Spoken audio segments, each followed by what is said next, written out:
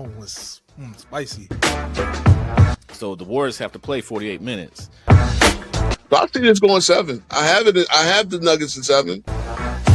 Ant-Man, Batman, Watchman, Lakers at 5. It's money time now.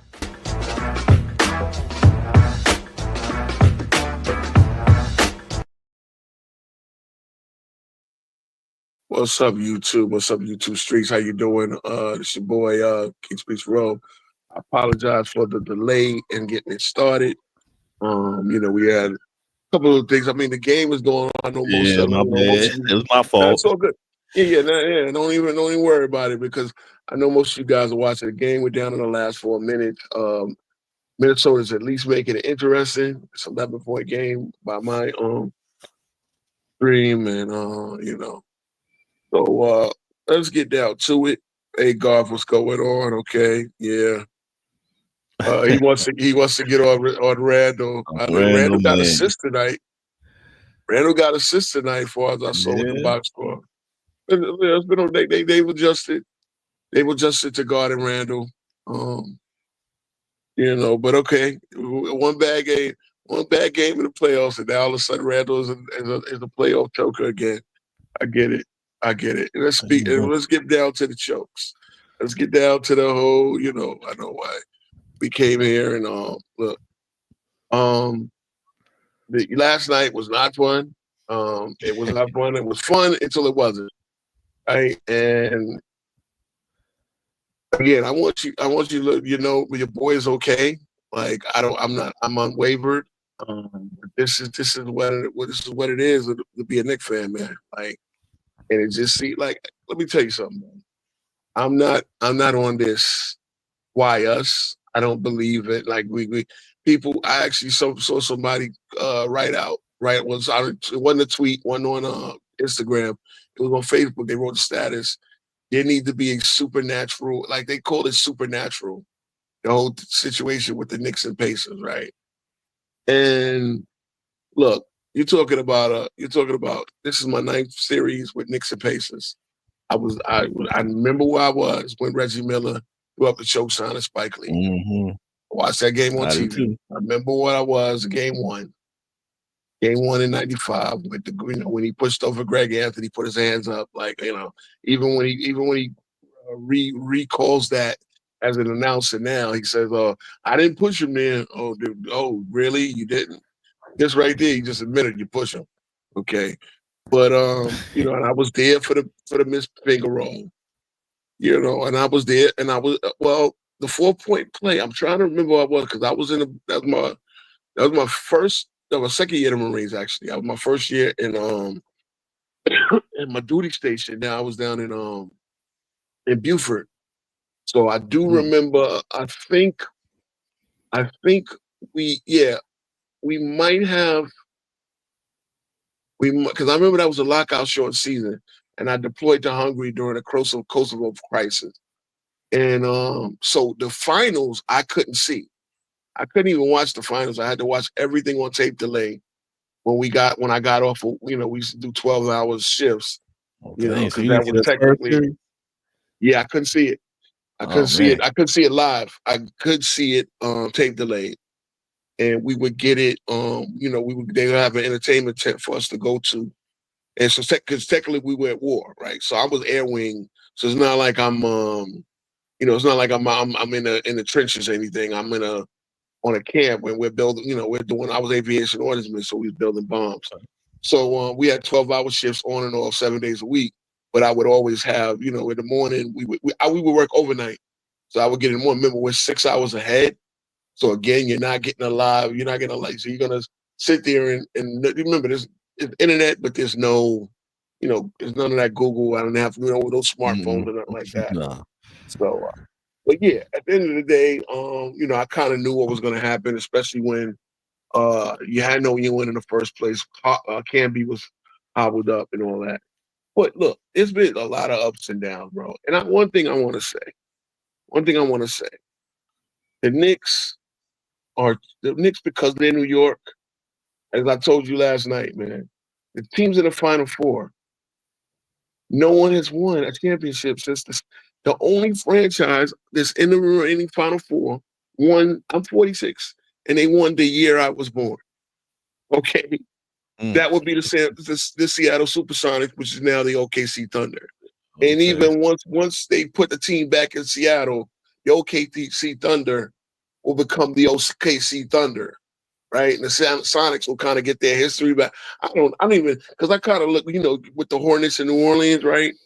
There's one point where they cease becoming the Hornets, and like Larry Johnson played for the Pelicans, right? And Alonzo Mourning was drafted by the Pelicans. He wasn't drafted by the Hornets.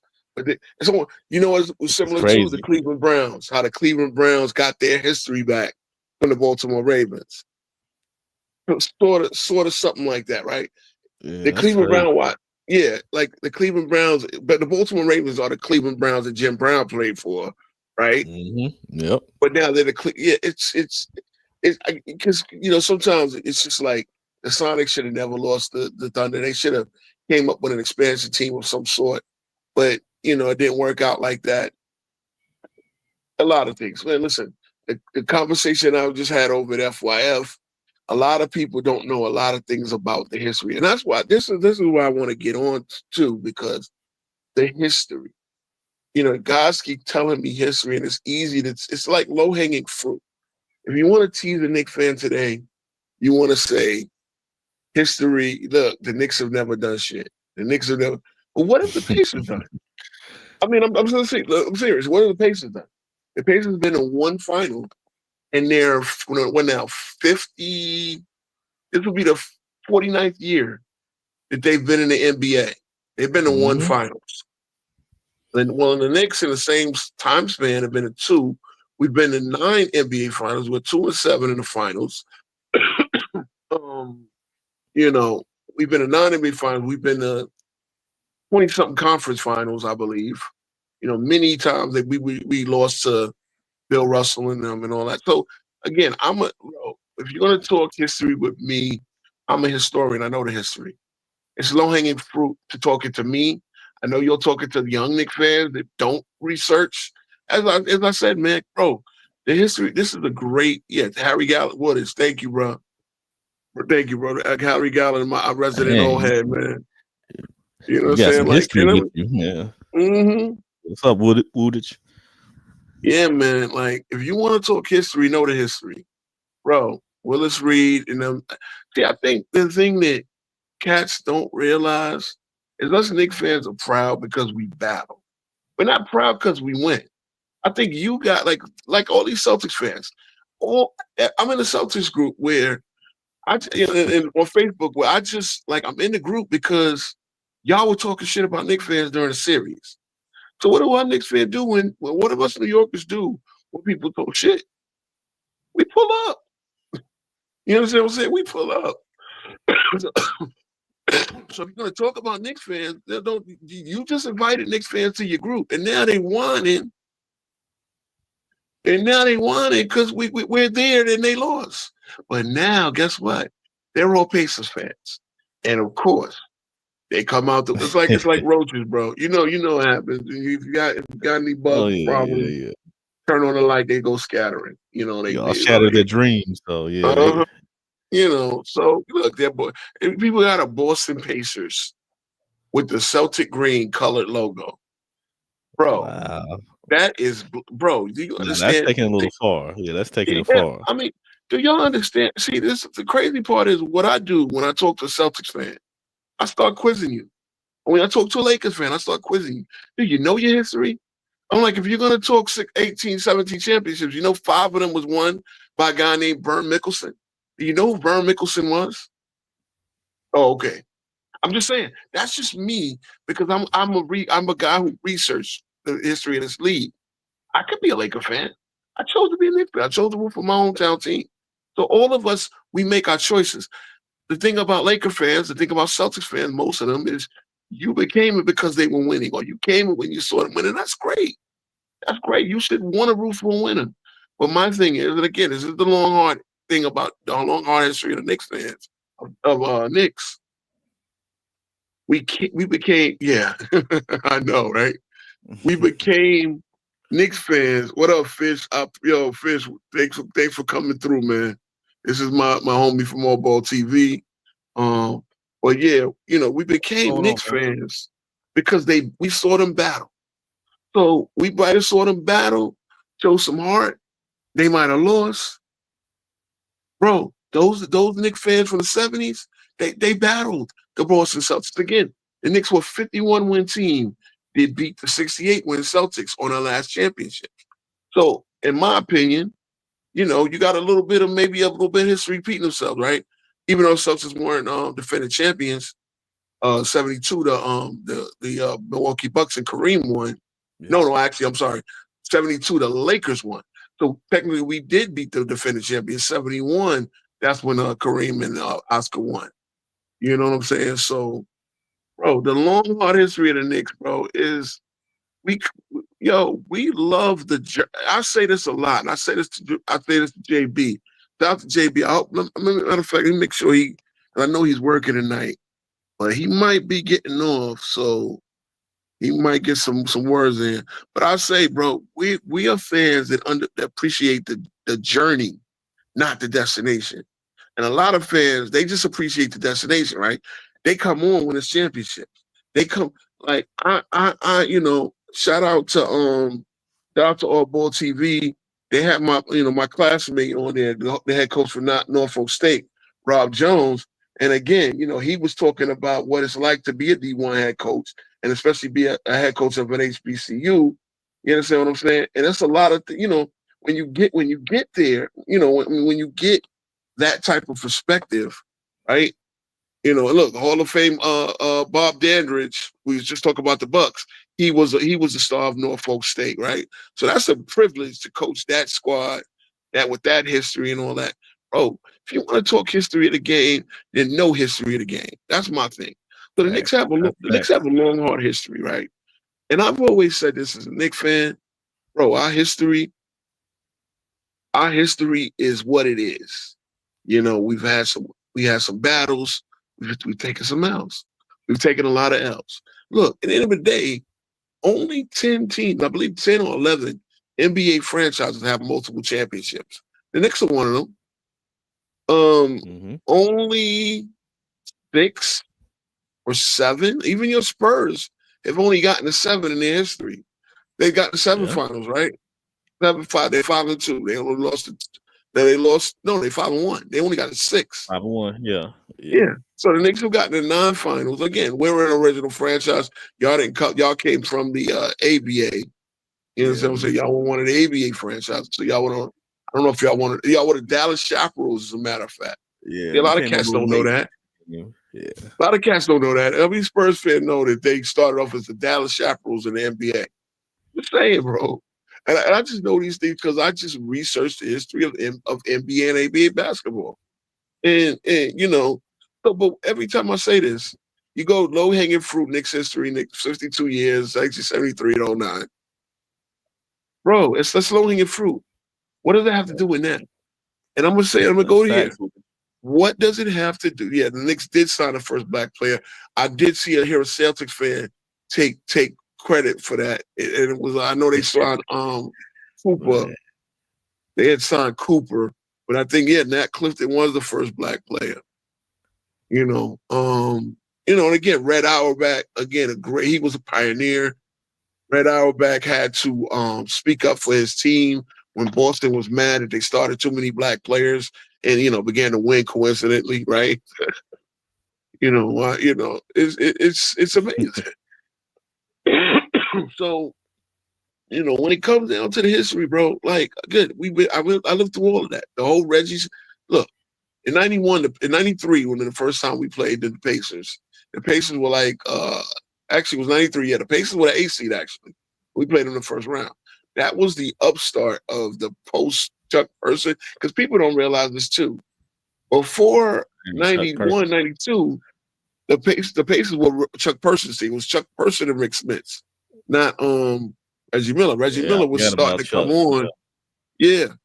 Reggie Miller was starting to come on about 93. And the next thing you had Davis, Antonio and Dale Davis. I think at the time their point guard And was talking about them ugly jerseys too. They had them ugly, bright uh-huh. yellow. Yeah. Oh yeah, I remember those. I remember those. I hated Looked like the sun was shining in the eye looking at their jerseys, it. right? Exactly. And then they had the blue. And again, it was so Knicks beat them in 93. 94, the Knicks were heavy favorites. And, the Knicks lost that series, right? And again, Reggie Miller threw up the choke sign after game 5. But a lot of people don't know. See, this doesn't get publicized. You will watch it on the NBA Knicks and Pacers 30 for 30. And Reggie Miller in that game 6 had a chance to close that series out with free throws, and he bricked them. I think he bricked 2 free throws on 2 different. So just what happened last night, right, with OG Anunoby and Karl Anthony Towns, missing 1 free throw on each. I think that's what happened with Reggie. Like, you talking about a Reggie who's a 90, who threw up the choke sign, yet he's a 90-something% foul shooter. I'm just saying. But no one has ever called Reggie Miller a choke artist. I've seen Reggie Miller airball more game-winning threes than he made. No one calls him a choke artist. Everybody remembers the Patrick Ewing funeral finger roll. I remember Patrick Ewing hit many, many game winners. I remember when Patrick Ewing hit the corner 3 against Larry Bird's Celtics. See, that's when I became a boy. I remember that. Yep. I remember that. Yeah. Got to the Knicks were down 2-0. Celtics would have obviously the team expected to win that series. Patrick Ewing had Gerald Wilkins and Charles Oakley. He had Mark Jackson. Mark Jackson wasn't a scorer. Mark Jackson was the guy to get everybody involved. But his next best scorers was Gerald Wilkins and pretty much Charles Oakley. That's my cousin. Maybe a little bit of Johnny Newman. Okay? I'm just saying. Right? Those same people that get on Jordan for never beating the Bulls. Never beating the Celtics. Well, you want to beat the Celtics? I know they were the older, the Celtics had about 2 more runs in them, right? But he did beat them in 90. I'm just saying. So, yeah, Ewing had a lot of big, and I know that I told you how Lamont trolled me, basically calling Patrick Ewing a bum. And I know he was trying to make a point, but he made a bad one. He was lying to do it. See, again, one thing I promise never to do here. I might miss some facts. I might, I have to go and look some things up. One thing I won't do is lie to you. I won't try to troll anybody by saying something I know not to be true. I know I don't believe. You know what I'm saying? And that was done over there. And again, it goes, look, we all cannot be encyclopedia of knowledge. I tried to do my best. You know what I'm saying? Yeah, shout out to Woodage, man. Shout out to Woodage. Ewing and Oakley control the board, Jackson and Wilkins and Newman. That was basically the squad. Kiki a little bit. It was Kiki. I know we didn't get Kiki Vanderwist in 91. You know what I'm saying? In 1991. Some names I forgot about. Yeah, you bringing up some old school stuff. We traded Rod Strickland in the 90-91 season. Got Mo Cheeks back. Again, Mo Cheeks is the only Hall of Famer that Patrick Ewing ever played with. I don't believe, and maybe you could correct me on this, I don't believe he played with Bernard King. I know Bernard King played 6 games. They tried to bring Bernard King back. He played 6 games. Ewing's rookie year. I don't think they played together. Who did? Bernard King. With Ewing? Will Ewing. Yeah, I don't believe they played in the same game. Because that was during my time. I think I'm a little younger than you. I thought I remember Bernard. No, see what happened was with the Knicks. I think the Knicks held on to Bernard for till 88, and they were hoping he would come back. Remember, he's the pioneer of ACL surgery. Yeah. Right? If anybody can get back and play because they tear the ACL like Derrick Rose and anybody else, Bernard King was the first guy that they called it a knee blowout. They didn't call it they say you blew out your knee. He blew out both knees actually, and the idea of him coming back was almost impossible. Like that was a career ender. So he's like the pioneer of the guy that you could reconstruct and rehab and get back on that.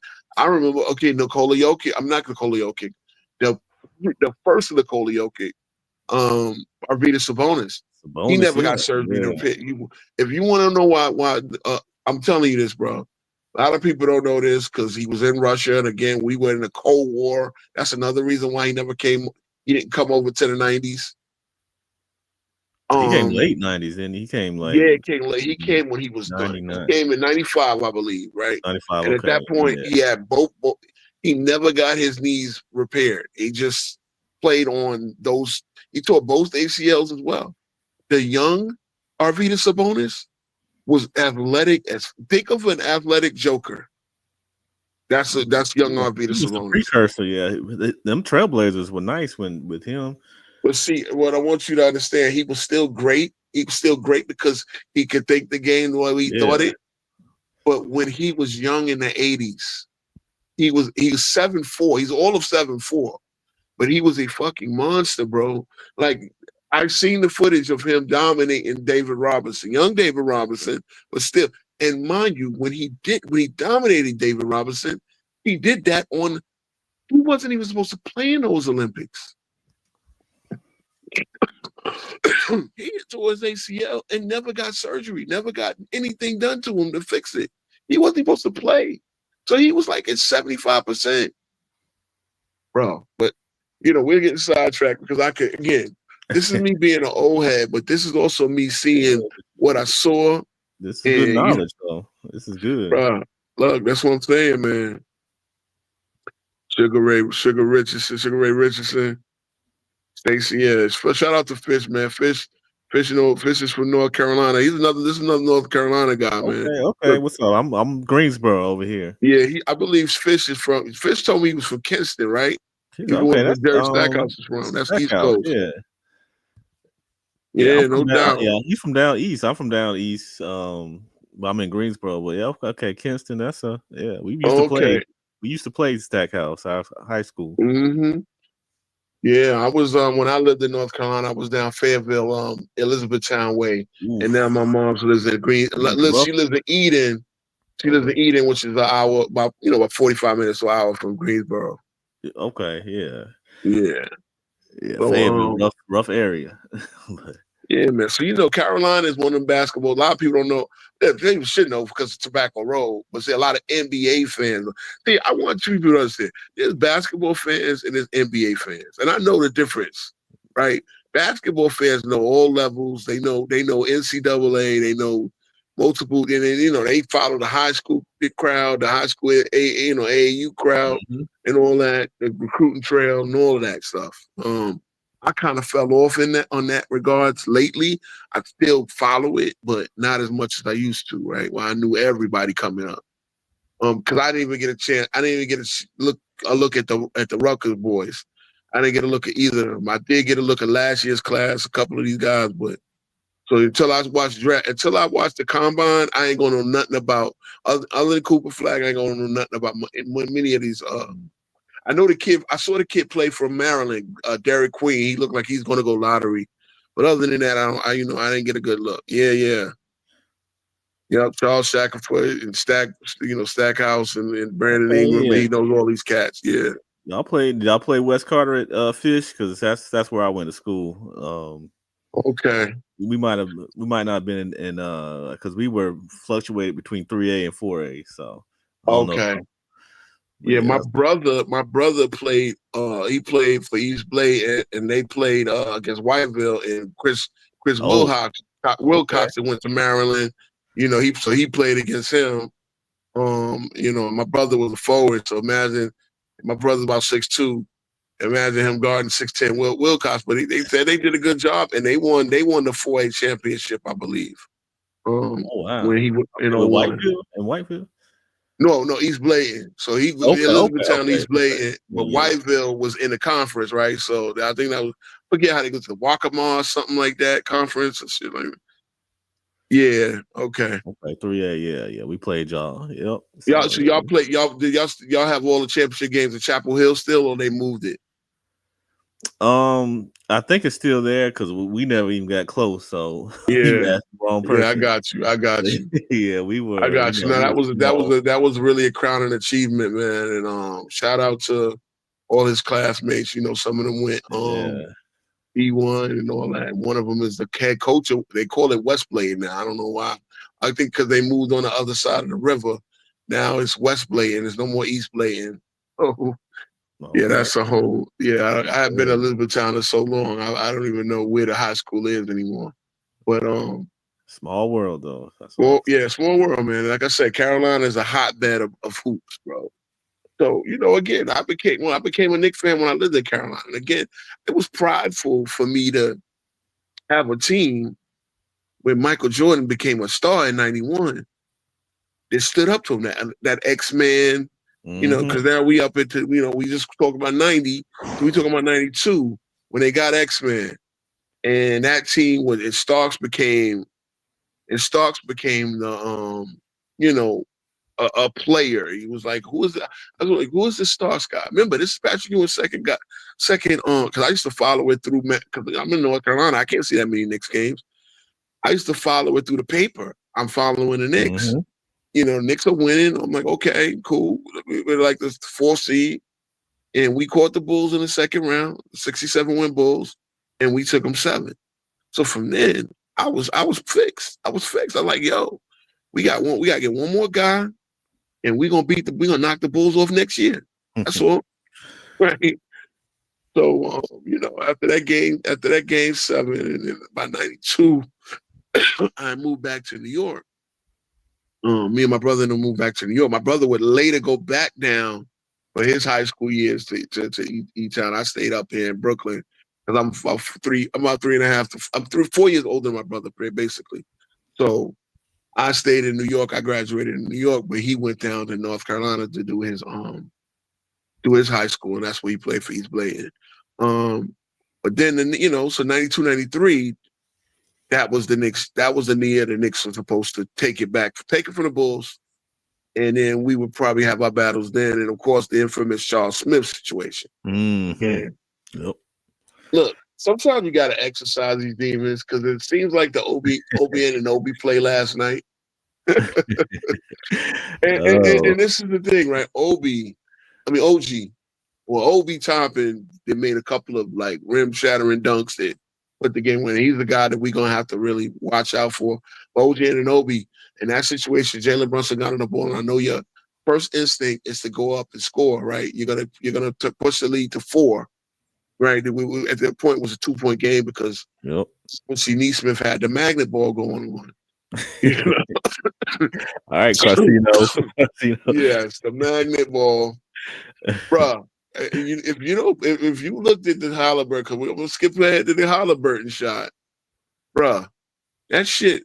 Look, I want to say this. Anybody that saw college, anybody saw NCAA tournament, look at how tight the rims were, and that means like a good shooter, if with a soft touch, can get a good bounce sometimes at the free throw line, but to sit there and take a double step back, get a bounce that bounces all the way up, almost basically to the top of the shot clock, and then drop in nothing but net. I'm just saying. I thought there was no way that was going in because just the way physics works, because the way it bounced up, I was like, it's not. Thank you. Yeah. So sir, I mean, I've seen people online take a chip out of their they use Wilson now. I mean, they don't use Spalding no more. They use Wilson, and they have a magnetic chip in Wilson balls. Okay, so I'm just saying. See, the NBA again. If you're gonna look, I'm a conspiracy theorist, and again, the whole magnet ball theory is like, look, Cito they can control it, right? They say you can turn the magnetic field off or whatever. And man, okay, look, at the end of the day, I'm not going to get into all that. But the fact of the matter is, the Knicks if the Knicks make a free throw, we're not talking about this. If OG Anunoby dribbles out the clock, that's what I was just on. Dribble out. We're up 2, but they're gonna foul you anyway. Or they're gonna foul you, or they're gonna let you run more clock. I get what he was trying to do. So they got matter of fact, no, we were up 5 at that point. Yeah, we were up 2 when he shot the second free throw. Because he shot one, then it was the overturn on the foul call. Then Cat shot 2. So OG missing 1 free throw, Cat missing 1 for Cat. No, Cat shot the first free throw. The second one was, I believe, the foul was overturned. Then they turned the 5-point lead into a 2-point lead. And then the OG Anunoby, and again, that could have kept us up 3. We had the ability, like Tyree Halliburton never gets the shot off. Instead, he gets the shot off, put on the line, KD style. All that stuff happened. All that stuff happened last night, man. But yeah, NBA rims are very soft. And again, let's keep it real. How you tighten the rim, that whether you have a hard rim or a short. So you're not gonna. A lot of times in college, you don't get a lot. You can't tell me that the shooters are not as good. That's the reason. You just don't get a lot of good bounces because I think those rims are much tighter than the rims in the NBA. Just the way it goes, But yeah, man. I mean, with all of that going on, man, it's been a long, hard history. But I want y'all to understand, man. Knicks fans believe because we love the ride, bro. Y'all think we party too much? I had to explain this last night on Cino's Live. Why y'all threw a parade? We didn't throw a parade. Just like every team, we had a watch party. We have watch parties during the playoffs, right? Where they set up a big screen on the side of the arena. But anybody that's been to Manhattan, everybody that's been to Madison Square Garden knows the setup, right? You got one side you got Penn Station underneath.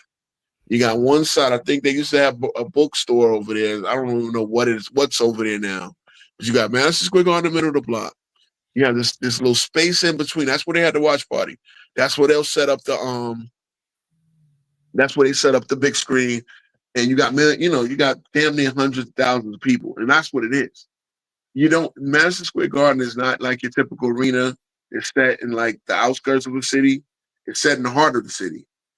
So therefore, you don't have a parking lot right around the thing. So what happens is you got like I want to say conservatively, you got 100,000 people at this watch party or pouring in trying to get a spot. It's like fucking Times Square, right?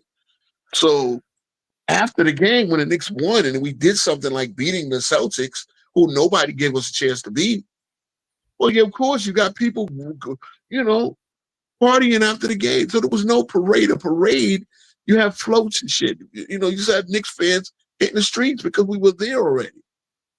So, everybody, you guys threw a parade. No, we have a lot of fans in a small area. Other teams do a watch party. Yeah, they do a watch party. They put a big screen in the parking lot, right? Or they put a big screen. They have multiple, like in Boston Garden, TD Garden. There's a big, I've seen it from the highway. I didn't go up to it, but I've seen it from the highway. I see the setup. If the Knicks had the same setup at Citi Field or Citi Field, not Yankee Stadium, because Yankee Stadium is different. Citi Field has where the Mets play. They have a parking lot around. Okay. And I'm gonna get to that, Fish. Because we halfway agree. We halfway agree on that point. But yeah, if the Knicks had the watch party at Citi Field, it would look a lot different than MSG because you're at the heart of the Garden. In the heart of Manhattan. They call us Broadway. Broadway is technically a block over to the east. 8th Avenue is on one side. So you got Knicks fans surrounding the arena. Then you got Knicks fans, especially when it's a home game or an out of the arena. That's what you have. You got a big ass party full of happy fans. Well, you would have that at every other watch party. It just wouldn't look like that because you have more space at Boston Garden, Denver when they did theirs, Miami when they do theirs. But you also have less fans. There are more Knicks fans coming to these watch parties than they are coming to Boston. So, but of course, it looks like it looks. Oh, you Knicks fans, y'all ain't never been, yeah. Bro. Okay, yeah, you're right. It's been 25 years since we gotten this far. It's been 25 years. And you're right, Chris. Why can't we inbound the ball? I've raised this on this channel many, many times. I told the boys over at All Ball TV, Fabian, and why 5 years in the tip we cannot do a simple inbounds play. Now, they were correct. Kevin Harlan and Reggie Miller was talking about this last night on the telecast. A lot of teams now have a problem with the inbound play at the end of games. You know what I'm saying? So, but yeah, I know what they're trying to do. I think they try to get the ball. They want Brunson and then get the rock soon after. We really messed up last night when we ran that play and Brunson, they threw the ball to Brunson on the sideline and then Nembhard got the tip on it. And I'm looking at I still should have been last touch Nembhard, in my opinion. They called it that way. I don't see evidence that Nembhard wasn't. See, I think they do the challenge differently than they do in the NFL because you need overwhelming evidence in the NFL to overturn what the refs call. There, they kind of approximate. And yeah, it did look like it could have been off Brunson, but far as I seen, Nembhard also still had a hand on the ball as it was going through Brunson's fingers. So was it last touch Brunson? I guess they figured it could be because in the end of the challenge. And props to Rick Carlisle. Props to Rick Carlisle because I remember one point early in the game, I don't know if it was Neesmith or if it was Halliburton. They wanted him to use the challenge. Now, look, they had two challenges. They gave them the game, gave them the overtime, and they gave them the overturn on Brunson, and that pretty much stilled the game, right? The Knicks still would have a chance to inbound down one, and then they wound up. The Knicks didn't get to stop. Pacers went up 3, and then the Knicks got the 2 shots off. One Brunson, one Cat. Yeah. So again, last night was rough, but again, it's nothing we haven't been through, and I think that's the thing, right? For me, my heart doesn't fear. I think the Knicks have a better team than the Pacers. I called it Knicks in 5. Again, but for every the whole Reggie Miller Spike Lee thing. Again, Reggie Miller, you missed 2 free throws in Game 6. No one ever talks about that. No one ever talks about that. You know what I'm saying? The 4-point play. See that lives well in Knicks fans' eyes, but no one ever talks about the 4-point play. Larry Brown, that pretty much ended that series. Knicks in 6, going to the finals. But no, Knicks fans talk about the 4-point play with Larry Johnson. No one naturally does because the Knicks.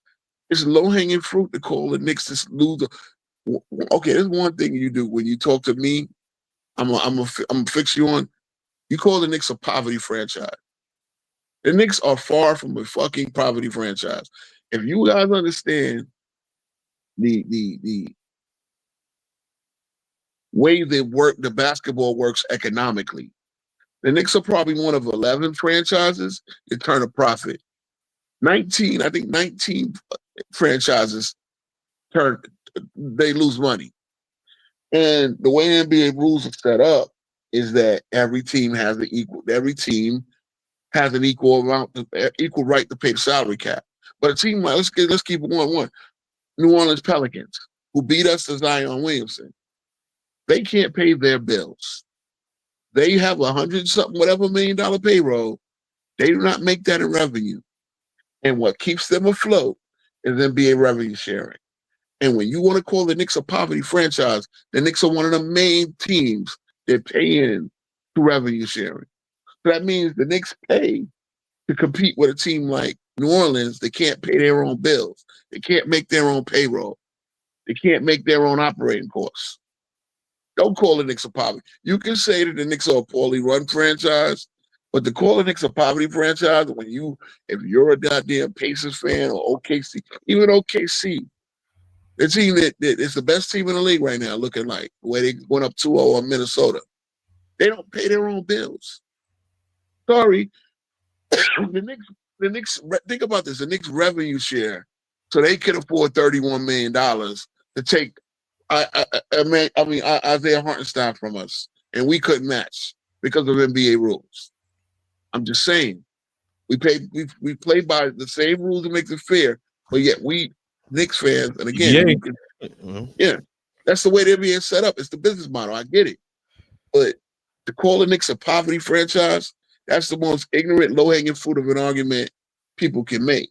You know, because the Knicks, when they were losing games, were still making money in revenue. And so now that the Knicks are winning, and now that the Knicks are a contender, oh, we're more, and so that's the way the business model works. That because of the revenue coming in, because teams like the Knicks make revenue, and and they that's the main part of NBA revenue is the media rights. We were just talking about that on FYF. That's the main part is media rights. So what NBC and all of them will bid to hold to basically air the games is based on ratings and on numbers and profitability and all of that. All of that gets thrown into the pot. Then you throw everybody's money into the same pot again. But a day-to-day operation, 19 of the 30 teams lose money. 11 teams, but the Knicks are always a team that makes a profit. So don't call my team a property franchise. You don't know what the hell you're talking about. But people will say it anyway, though, right? And then if I explain all of this to them, I'm boring them. With this over here, bro, this is 10 toes down. We speak the truth. We try to educate you a little bit on the game. And again, that's the way it goes. So again, the Knicks, if this was baseball, I always say this: if this was baseball, the Knicks would be stealing everybody's, because we could afford to pay with no salary cap or whatever. We could afford to pay 5 All-Stars $50 million and not blink. You understand what I'm saying? But of course, the Knicks are actually now, and this is the thing. It's a good history. That's why I always tell Knicks fans, bro. The Knicks are even if we lose this year, we're gonna win. We're gonna be the best team in the East next year. On paper, right now, definitely, because the Knicks are fiscally responsible. Shout out to Jalen Brunson for not taking the pay cut, taking the lesser potential extension. Because everybody will say that Jalen Brunson took a pay cut. No, a pay cut. If you make let's say $120,000 and your contract is up, and next year you're gonna make $180 million. $108,000, right? Did you take a pay cut? Of course not. But if you could have waited 2 years and do a contract then, you would have made $250,000 instead of the 180. Well, again, you just extended earlier, like Brunson did, and got lesser potential money in his next contract. So that's what that is. And again, Jalen Brunson doing that put the Knicks to the point where they're going to be able to spend money the years after, the next year, the whole 9. They're going to be able to extend Mikal Bridges a little earlier. So that's what it done. And I argue with Knicks fans about the Melo era. Completely different situation. We can get to the Melo era at some point. I did give Melo some props on this channel. Again, a lot of people get the Melo era and the facts and everything wrong. They tell you what the media wants you to believe. Melo forced his way here, blah, blah, blah. Melo was greedy, da, da, da. Okay, Melo was making $14 million when he came to the Knicks. Jalen Brunson is taking a pay cut because next year he'll make $37 million instead of potentially 52. I'm just saying, bro. Just to sit there and say Melo was greedy when he came to the Knicks making $14 million. I understand that the economics is different. Inflation even 12 years ago was a whole different story, bro. Exactly. Nobody takes a pay cut. Not a pay cut. Don't say it's a pay cut because it's not a pay cut. It's a pay. It's like I said, he took a team friendly deal. People do that. because the money is expanding. You know, the money is expanding. Right. What Magic did, he took a pay cut, but mind you, Magic was getting money. Man, they kind of circumvented the cap with the Magic situation, but you know, it was right. Remember, Magic signed a 25-year deal. Nothing has been done ever since, right? There was no limit on deals back then. Now you got the longest deal you can sign is 5 years. You know, so bro, Speed, how you doing, man? Speed, I'm over here educating the haters. Shout out, Speed. Shout out, Speed, bro. We were big friend of the program. So you know, guys that say we pay cuts and this and poverty franchise. Okay, yeah, let's get in the game too. Look, this is interactive, man. Game 2, I expect the Knicks to come out and really be mad, really play with a purpose. Now you got to be careful, right? You don't want to come out trying too much to prove. Just execute. I think run the offense through Cat and Brunson again. I think Brunson is going to play like the Terminator in game 2, and I think Cat is going. I think they're mad at these boys, bro. The choke sign again. You did it too early, Mr. Halliburton. You did it too early. And when Reggie did it, like I said, Reggie smoked 2 free throws in game 6.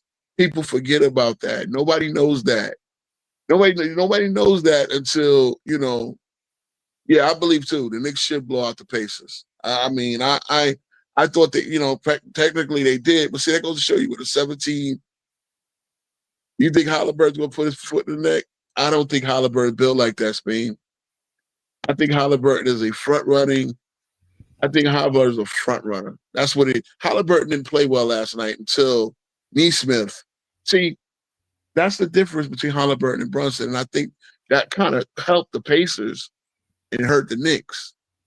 Halliburton let Nesmith. I think Halliburton hit the first 3 and Nesmith hit the next 5. And it was just, you know, we were just trying to get the clock down.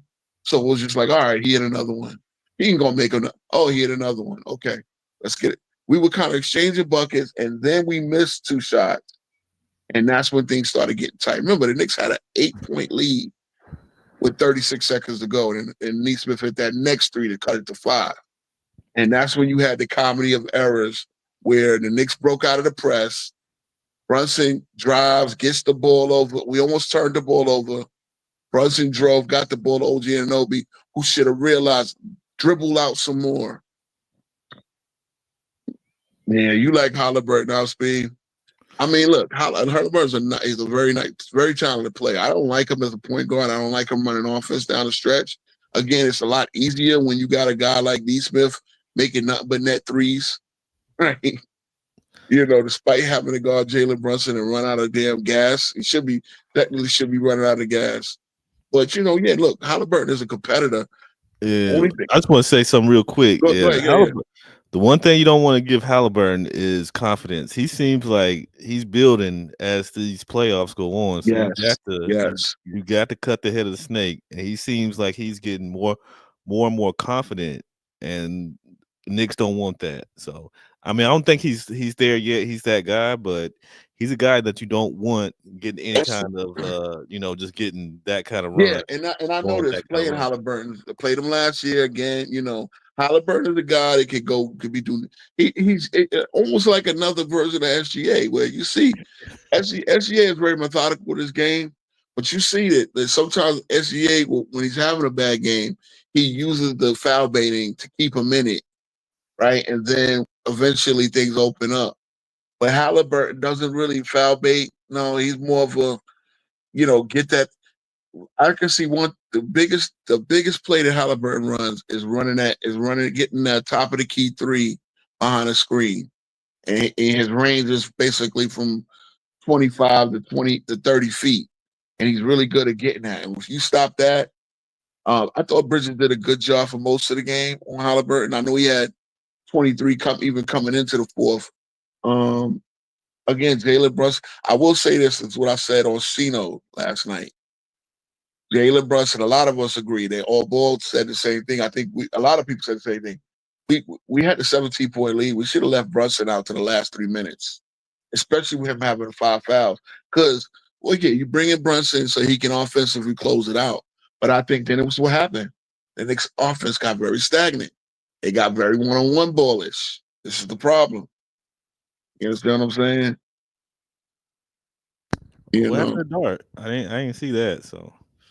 Oh, Dart. Oh wow, what's going on? He lost his channel. Oh man. Wow. I mean, I guess you couldn't. I guess it's why, and eventually I'm going to try to have a backup channel too, man. Like, I mean, I know they do. Yes, because even if you build a following on one, yeah, they can be. But yeah. Yeah, that's. I mean, they can. You got haters, and they'll flag your stuff. Tell you, dang. Yeah, you was giving me that. You was giving me that advice. Look, bro, you gotta be careful with. Yeah, YouTube. I know we have some creators in here in the chat, man. Yeah, and that's the thing, man. Try to get it back. Try to get it back. Just I mean, try to come in, try to keep, again. That's we all got to band together, man. I guess when you don't have a channel, you can still at least show your face, keep your name out there, right? Come up on other people's streams and stuff like that. But Dart is really good, man. Dart is good at what he does. Yeah, I hate that. I know you through Dart. I know you. You know what I'm saying? Like, so that's I didn't know that was going on, man. YouTube is on some BS, bro. YouTube is on some BS. But I'm just, like I said, I'm just getting my toes in the water and becoming a new content creator, new podcaster, whatever. This is small and humble. But we go, I think, thanks CW for believing in me and giving me this platform, because I've been dreaming on it for a minute. And for those that love this in this space and love what we do and I love what y'all do, man. Just keep pressing, bro. Yeah, we gotta help you. We gotta keep each other build up, because that's it, man. As I said, it's not a competition, man. Yeah, exactly. Shout out to Zay for letting me stay on his live during the second half of the Wolves game, bro. Like, you know what I'm saying? Like, that's love, bro. And I just feel like we all got our lanes, and I'm just a general knowledge basketball guy, and I've seen a lot of basketball. See, again, this is one thing as a Knicks fan. People say, "Oh, you a Knicks fan? What do you know?" I know a lot. I've been watching, just because the Knicks haven't been successful. I've been watching 30-something years of basketball. I'm an NBA fan first. That's why I don't have a Knicks channel. I have an NBA. I have a general basketball, because I can talk any level of basketball. You know what I'm saying? No doubt, Speed. No doubt. We have a village we got to protect, gentlemen. Like, and we know, look, there's some powers that be, and there's some manipulators out there. Again, even the guys that we feel as ops, I do feel that there's, I feel like, hey, you guys are just on one side of an argument. We're on the other side of an argument. But I support y'all as content creators. You know what I'm saying? I don't have to agree with you to want to see your channel go down and shit like that. Like, nah, I'm not. Nah, like, that's how it should be. I mean, we should all be trying to help each other, because there's money to be made, and there's great things to be done on here if we all just stick together. Facts. Yeah, what LeBron fan got, bro? I mean, and that's the thing, man. Look, that's it. Part of what I'm talking about today, I've been fighting with Celtics fans. I've been fighting with Celtics fans because a lot of Celtics fans they were talking arrogant as fuck, and it's really arrogant. Like, bro, we not that far away from each other's cities. Y'all know we know basketball. Like, so to sit there and be like, oh, y'all not gonna. Yeah, Speed. Yeah, for real, bro. And all of us could wind up on a platform like ESPN one day, man. You never know, bro. Like, I shout out to Knicks Fan TV. I see him. He goes on WFAN. He goes on Sports SNY, and they actually had him on a couple of lower, like ESPN radio and stuff like that. There's a guy that came out from the tech industry, started up a Knicks fan channel, and is doing well, man, doing big things, bro. And he's natural. He's got a natural voice for it, very knowledgeable, and that's it. That's the thing. My thing is, I'm getting it because I hate liars. I hate they lie to you on television. I'm watching these playoff games, and thank God, because I'll be watching on stream, and I learned this is what happened with this day. You let one commercial play on your stream. That's the next thing, right? Don't let commercials play when you're watching a game live, because that's a violation. That's a YouTube violation. And it's like you're using the commercials to I don't even know. Like, you can actually let the content of what we watch a game for the game, but you can't let any commercials play. Nope. No, they copyright you quick. Yeah. They strike you down if you got anything playing in the background. Yeah, Scap. Shout out to Scap. We might disagree on the Jokic stuff. I can see we disagree on a lot of stuff, but now we agree on Kobe. We agree that LeBron is a bitch. But the Jokic, and the thing is, I love Jokic. I love Joker. But the idea that he has no help is just not. It's just not. It's not. It's the way we looking at the game now, man. If you're the best player in the league and you're second best player in at least top 10, you ain't got help. That's not how the game. Not how the game works. It just so happened, George Scotty. I think the thing about Jordan, right, is Jordan had the best. He was the best player, and Scottie Pippen went from about a top 25 player when he first became an All-Star, and he just got better as his prime went through.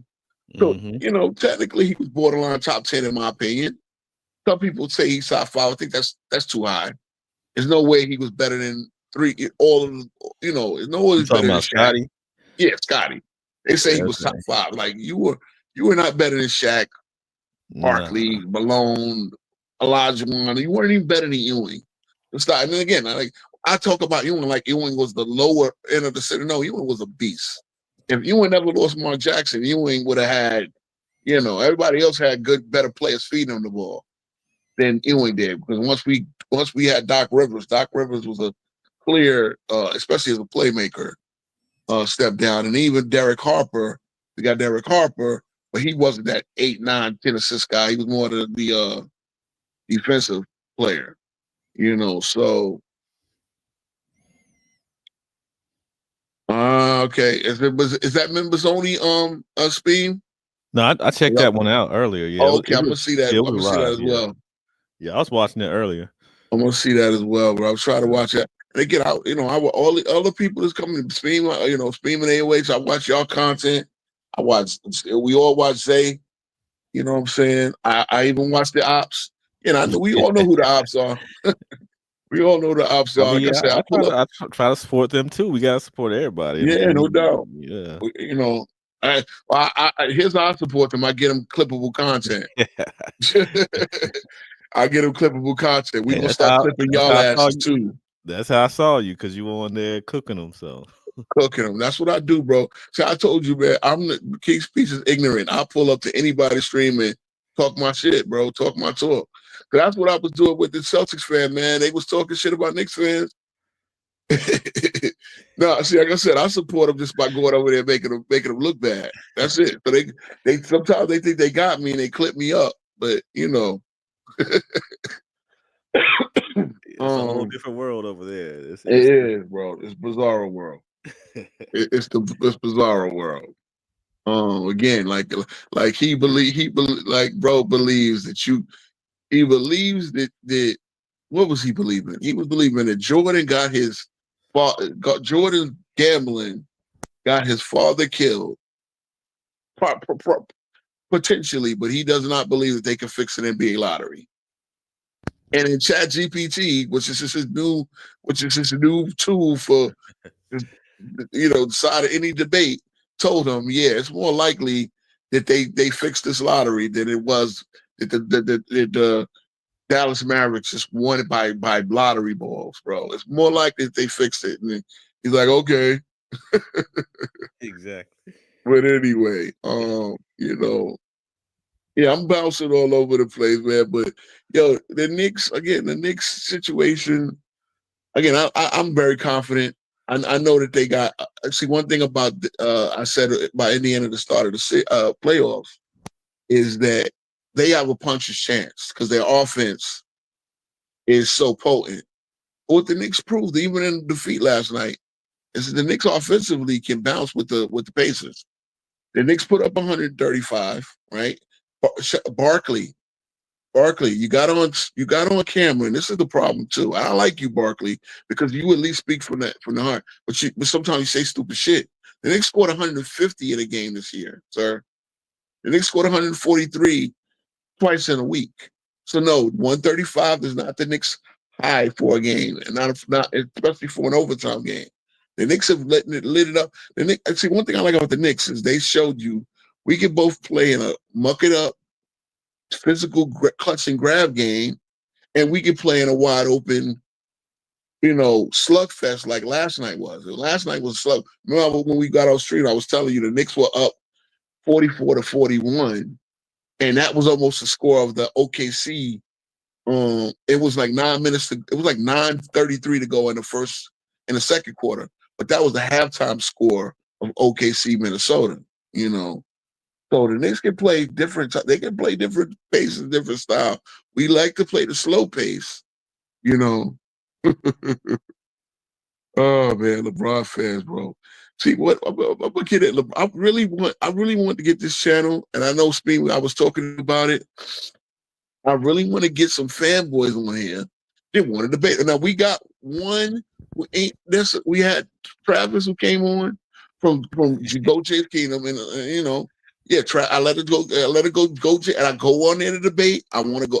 I've got my debate rematch with him next on Sunday. I love the debate. So I want fanboys. I will try to get the one boy, one of their members, over here, because me and him going back on Facebook now. I remember when I was in there cooking a Johnny in the chat. I was cooking a Johnny in the chat, and one boy who is I believe Go James Kingdom makes him a moderator. He put me in timeout. Who was it? The one boy. The one boy Welters is his name. Yeah. But he's the one boy on he's one of their members. Okay. They simulcast. All I had to do was go in Lamont stream FYF, and I could. So now, props to Lamont. Lamont made me a moderator in his chat. So now I got the wrench. I got the wrench for FYF, and you got the wrench at Go James Kingdom.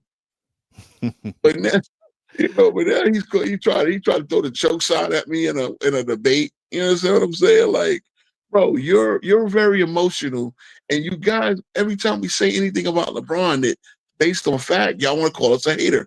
Meanwhile, you sit on that channel that hates on a man who hasn't played basketball in 23 years. What are we talking here? Facts. That's facts. Like, do you not see? Spain, we're gonna have to have you on at some point. Man, anytime, bro. And like I said, I would actually. Are you interested in being a judge in the debate, Spain? Yeah, me and Travis from Go Jay's Kingdom.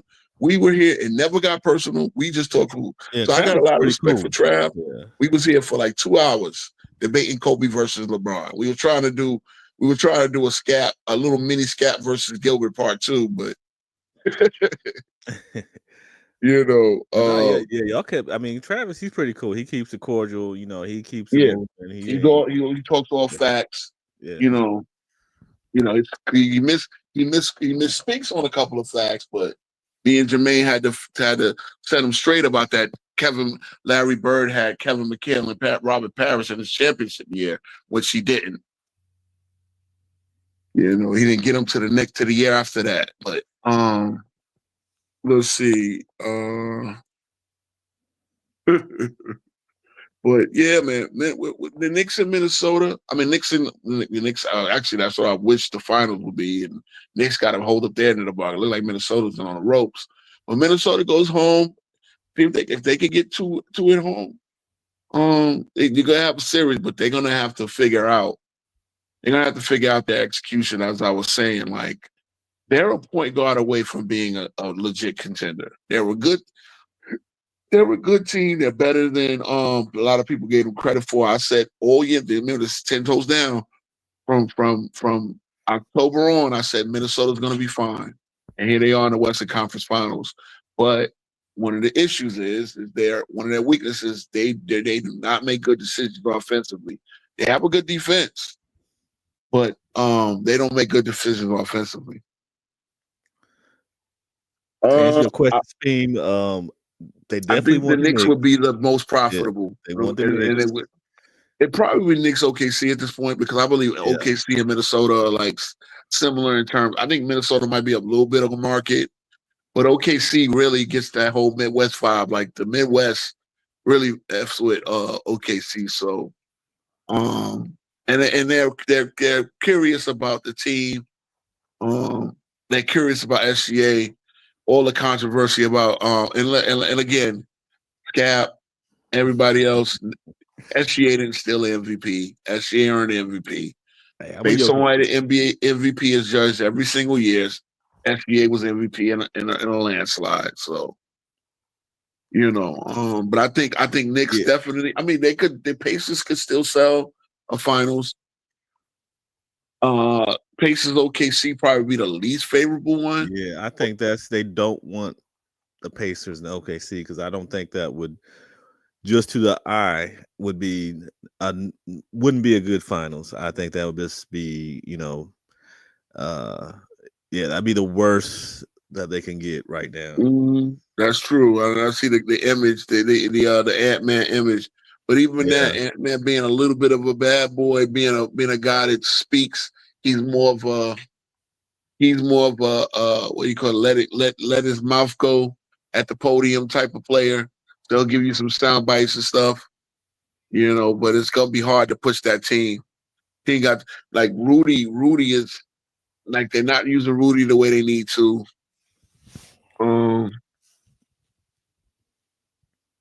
I get that part.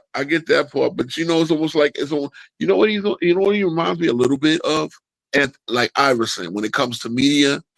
He's kind of a bad boy. He's kind of a guy that says what's on his mind.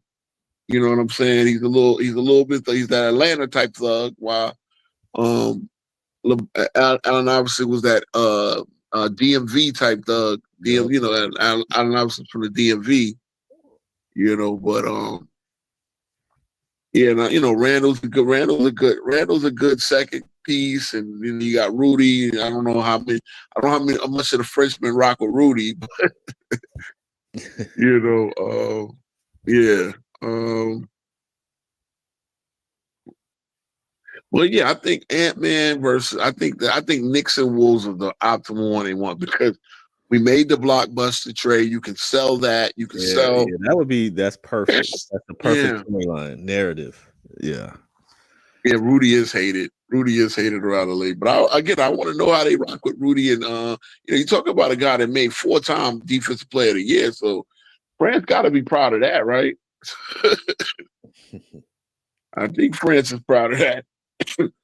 He's got them a couple silver medals, right? But yeah, with that trade and things like that, Cat and Brunson, I think Brunson is the best player still left in the league. The most marketable would be Ant-Man, and the most efficient is SGA. SGA is one of them. He's another one of them dudes. Like I mean, sometimes we look at him and like, is that Andrew Wiggins? He looks a lot like Andrew Wiggins. He does. Only he got the braids, right? And Andrew Wiggins got more. I think Andrew Wiggins got the soul fro right now. Yeah. But I'm like all these guys' cousins because I know they're all they're all Afro Canadian Caribbean. You know what I'm saying? So they all kind of come from that same little lineage, and him and his cousin Alexander Walker, and then Wiggins, and then RJ Barrett's another one. His father, Rowan Barrett, played with Felipe Lopez at St. John's. Oh man, we're going all over the place, man. But yeah, right now, again, what do you think? What do you think about the playoffs? Like, if you rate it scale of 1 to 10. Oh, for me? Yeah. So far, overall. I'm gonna give it a. I think it's been pretty good. I'm gonna give it an 8. I think, like just the excitement, just the wow factor, just like last night and a couple of other games. Like you have to watch it from start to finish. Mm-hmm. Yeah, To everybody get wanted to turn the game off. I was like, you can't turn see, outside that of a was the few thing games. You too. can't turn this off. Yeah, Number so one, I it's wanted to been good. celebrate, and I was, let me tell you again. Let's get back. The long hard history of a Knicks fan, as a Knicks. In life as a Knicks fan, bro, I knew good and well not to turn that thing, but I was actually like, man, we're now 7 wins away. We're 7 wins away from the championship. My God. And they went back to 8, just like that.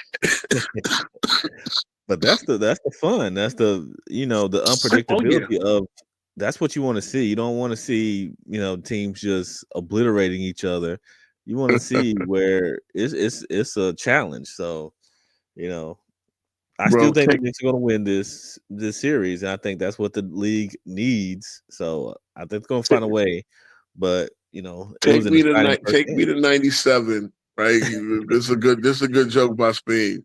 Take me to 97 when I first saw Eddie. Shout out to the late Malik Sealy who played Stacey Patton. Right, I did not know that we would get a coach like an owner like Wild Bill and James Dolan.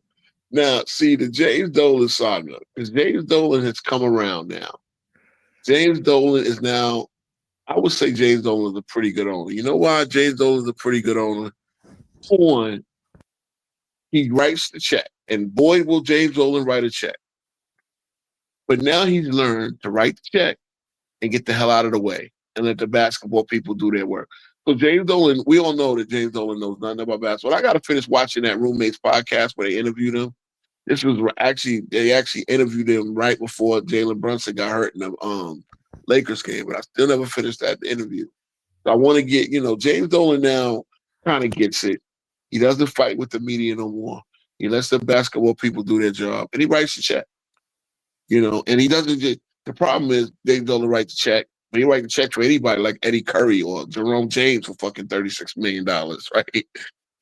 He was too liberal on the pen. Like, Isaiah, you like Jerome James? Okay, well, I'll write the check. That's what he'll do. But, no, I didn't think at the time I saw Eddie, I did not think the Knicks could go on a 20-year, and again, we had a couple of nice years in there, the Melo years, the one Marbury year. It looked promising, bro. But the problem is that, again, the Knicks could not get to the new way of doing things. Now, shout out to Leon Rose. But again, for those guys that just say the Knicks off-property franchise will never get it right, Leon Rose actually does get things. And this is, unfortunately, the crazy part about it is, now Leon Rose, I likened him to Obi-Wan Kenobi. And I liken Rich Paul to Darth Vader. Because as we all know, that Leon Rose was LeBron's first agent, right? And the guy that trained his boy, Rich Paul, on what it is to become an agent. And now Rich Paul went to the dark side of the force. And now Rich Paul went to the dark side of the force and it created the Clutch Empire, which is wreaking havoc on the NBA. But Leon Rose and the Knicks don't have any clutch players. And Rich Paul will not let any of his clients come to the Knicks. And nor will Rich Paul let any of his well, actually, I did see what's this guy? Nick Wright and Broussard, who we know are clutch agents. They're at least doing their job and saying good things about the Knicks, and but but they're still the dark side of the force, bro. Rich Paul is great eagle. The fact that he comes on Pat McAfee and just is talking a bunch of blabbering bullshit to a sports host who don't know anything about basketball. Pat McAfee was a punter. He knows two shits about basketball. He knows a lot about football, and he knows a lot about wrestling. He might know a little bit about baseball, but he knows nothing about basketball. Mm-hmm. And he sits there and let Rich Paul. And every time I watch watching them interviews, I just cringe. But anyway. Oh boy. So, but yeah, Leon Rose is getting it together. The Knicks are fiscally responsible. Again, you might think that OG Anunoby at $40 million a year was OG Anunoby has been the best defensive player in this playoffs, and that's what you pay for that. That's the going market for an OG Anunoby. $40 million a year, you sign that. Because guess what? It's better than paying Paul George $50 million a year. Ding, ding, ding. Ding, ding, ding. Shout out to those that thought that the Sixers were going to, even if healthy, the Sixers were going to be good this year. And of course, they were counting lottery balls. So, again, one beef I have as a Knicks fan is the Knicks are not allowed to struggle when it's time to struggle. And then when the Knicks actually do turn it around, and I put some things on, I know Kevin Durant had a Twitter beef because we know he's good with that. But the guy came and said, well, the Knicks dodged a bullet not signing KD and Kyrie. And I remember the moment that they signed, I said, you know what? I wanted KD. I didn't want Kyrie to come with him. And then actually I wanted KD because it would have, turned things around. But by the time things changed when he chose Achilles. So remember, everybody knew he was leaving the Golden State Warriors. They thought he was coming to the Knicks. Oh yeah, no doubt. Oh, no doubt. No doubt, Spain. But they knew he was coming to the Knicks. And or they swore he was coming to the Knicks. And then once he got up with Kyrie was like, no, we don't want to go to the Knicks.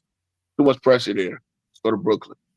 So I said, all right, cool. Okay, I went to Brooklyn, and it wasn't even 6:00, right? Free agency is supposed to be July 1st or June 30th, actually, at 6:00. That just so happened to fall on a Sunday. And it wasn't even 6:00, and it was already announced that they were going to Brooklyn. So again, the Knicks had pivoted. They went to Julius Randle. And I said that day, the Knicks, it's not going to be next year. It's not going to be the year after that. But in 3 years, the Knicks are going to be better than the Nets. Okay? It took 4. Didn't take long. But all the Nets did was get to 1 second round. All the Nets did get to the 1 second round, and the Knicks are here with that. So when that was told, Kevin Durant, of course, had to defend himself. But I was telling the guy, I posted, bro, I said this the same day. I said the Knicks dodged the bullet because that, especially I knew this. Once they hired Steve Nash as his coach, I knew that wasn't going to work. I knew, they would have, if they did win a championship or get to a finals, they would have did that in spite of Steve Nash.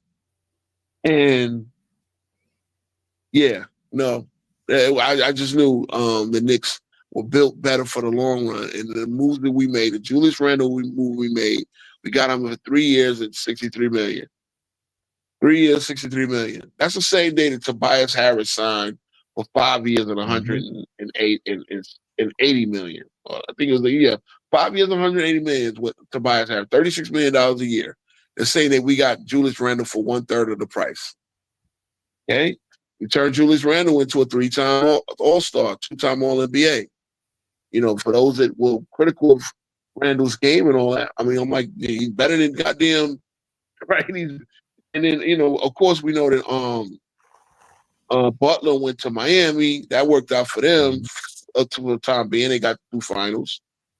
But I knew the Knicks would be. Let's talk about. If Speeman's in here, I just want to ask him something real quick. No problem. Do you think the sports media will treat Brunson better if he wins a championship than they do Jaylen Brown and Jason Tatum? Do you think Brunson will get more favorable coverage than Tatum and Brown do if he wins a championship, which is very likely? All right, see if we can. I'm gonna actually drop the link if anybody wants to come in, man. Because that's let me see. I'm trying to. Oh, damn it.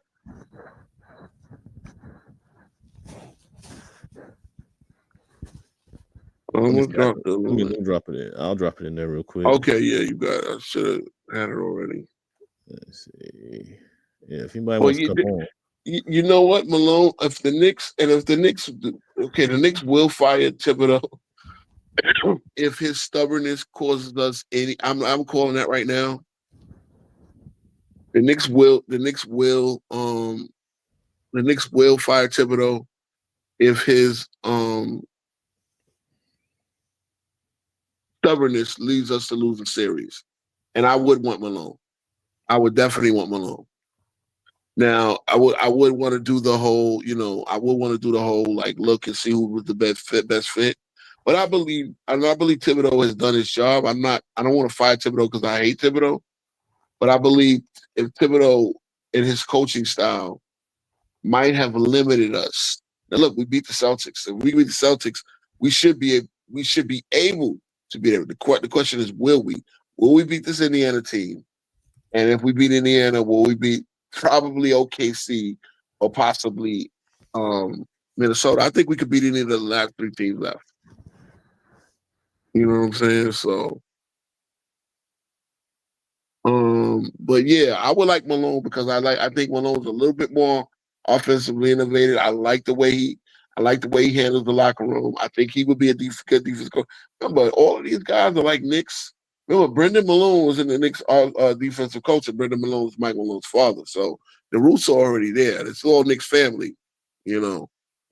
So again, for those who think we're a property franchise, all right, I know we've had the number one basketball announcer basically since the 50s.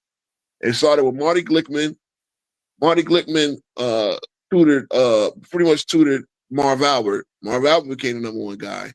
And now Mike Breen came up under Marv Albert as the radio guy, and now Mike Breen. So the Knicks have always had the number one announcer in the sport. All right, just the announcer. I mean, like, we have the most famous building. You know, Madison Square Garden, everybody just comes in here and beats y'all asses, blah, blah, blah. What's so special about Madison Square Garden? Madison Square Garden is the only NBA arena that hosted an Ali fight. You know, Ali fought in that building, right? I'm just saying. You know, the Smoothie King Arena, the Little Caesars Arena, what do they call it? The Crypto Arena, Staples Center, whatever. You guys are all corporate. You pip your name TD. That's not the garden that Larry Bird played in. That's TD Garden. Okay? I'm just saying. Even the Bulls Arena is new, right? They're the United Center still, but they played in the old Chicago Stadium, and then they moved to the United Center. So Jordan did play in, I think, the United Center that the Bulls play in now. But again, Ali fought in the Garden. That Garden, that building. I'm just saying. You know, if your arena never hosted an Ali fight, let the fuck I'm talking about how special the Madison.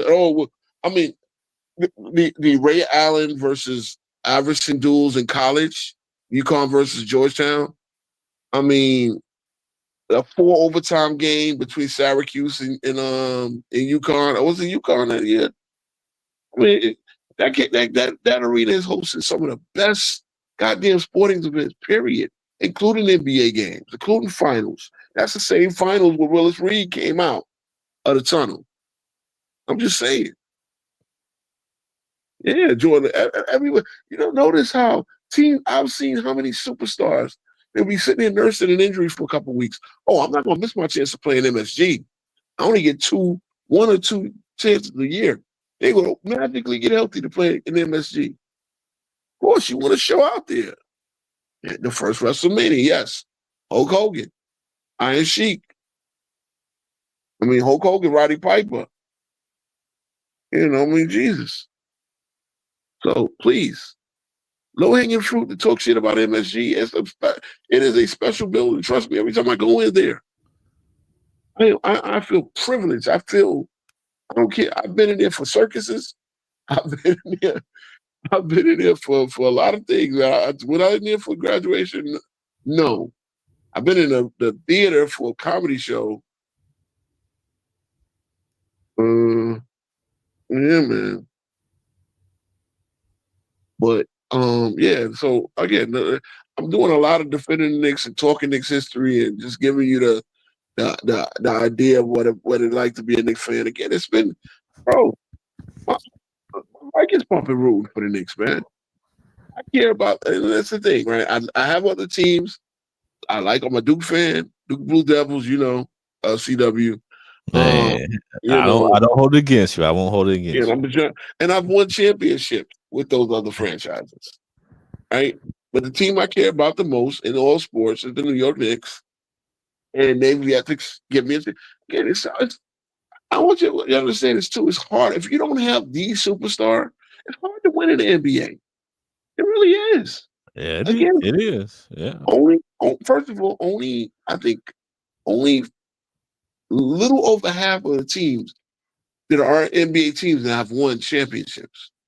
Two of the teams that still left have never won. That the franchise has never. Minnesota and the Pacers have never won an NBA championship. Ooh. The Pacers won an ABA championship. Minnesota, in fairness, have only existed since 1987. But that's still, you're talking what, 38 years now, 40 years? The Hornets will never win. Hornets probably will never win. We'll never win. Especially this version, which is the Bobcats. Right? The one that drafted Sean May with their first ever pick, right? Come on now. But, you know what?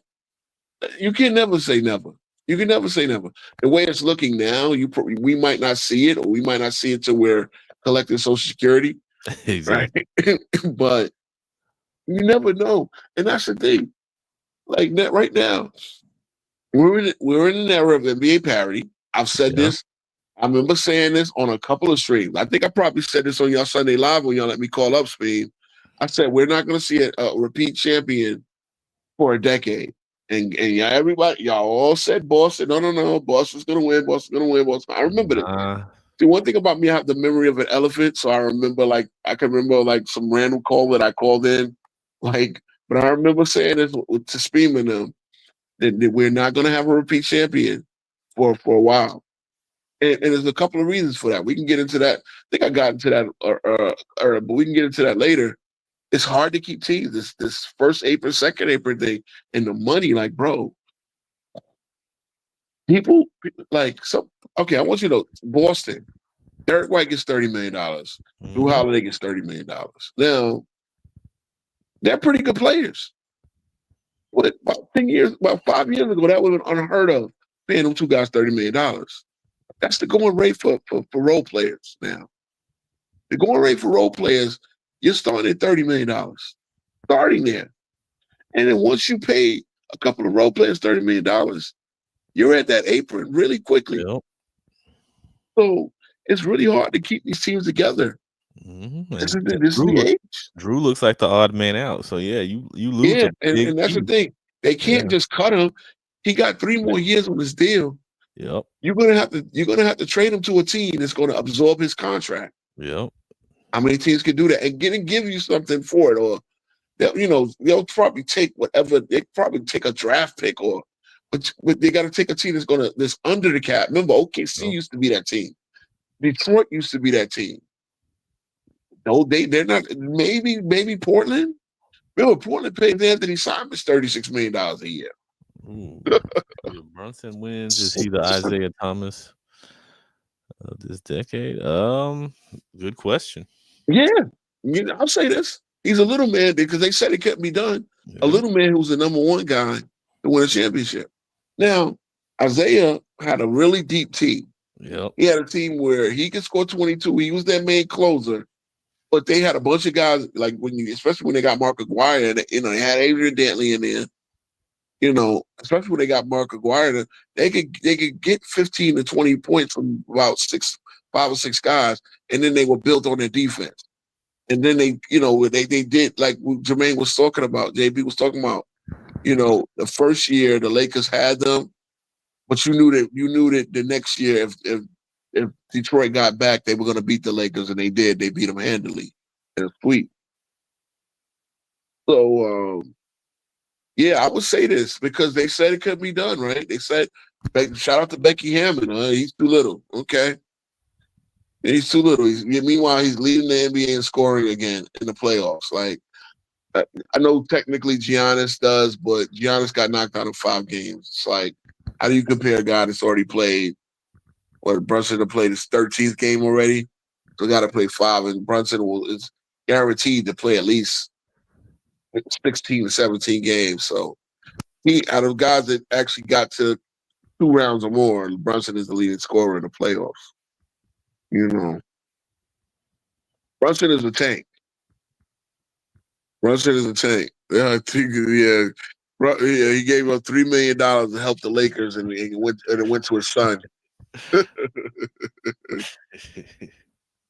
You know, oh boy, yeah, yeah. I like to say this. I'm not a LeBron hate channel. I will give LeBron credit when he deserves it, right? But yeah, to make no mistake, I don't like LeBron, and I will call LeBron out on his bullshit every chance I get on this channel. You know what I'm saying?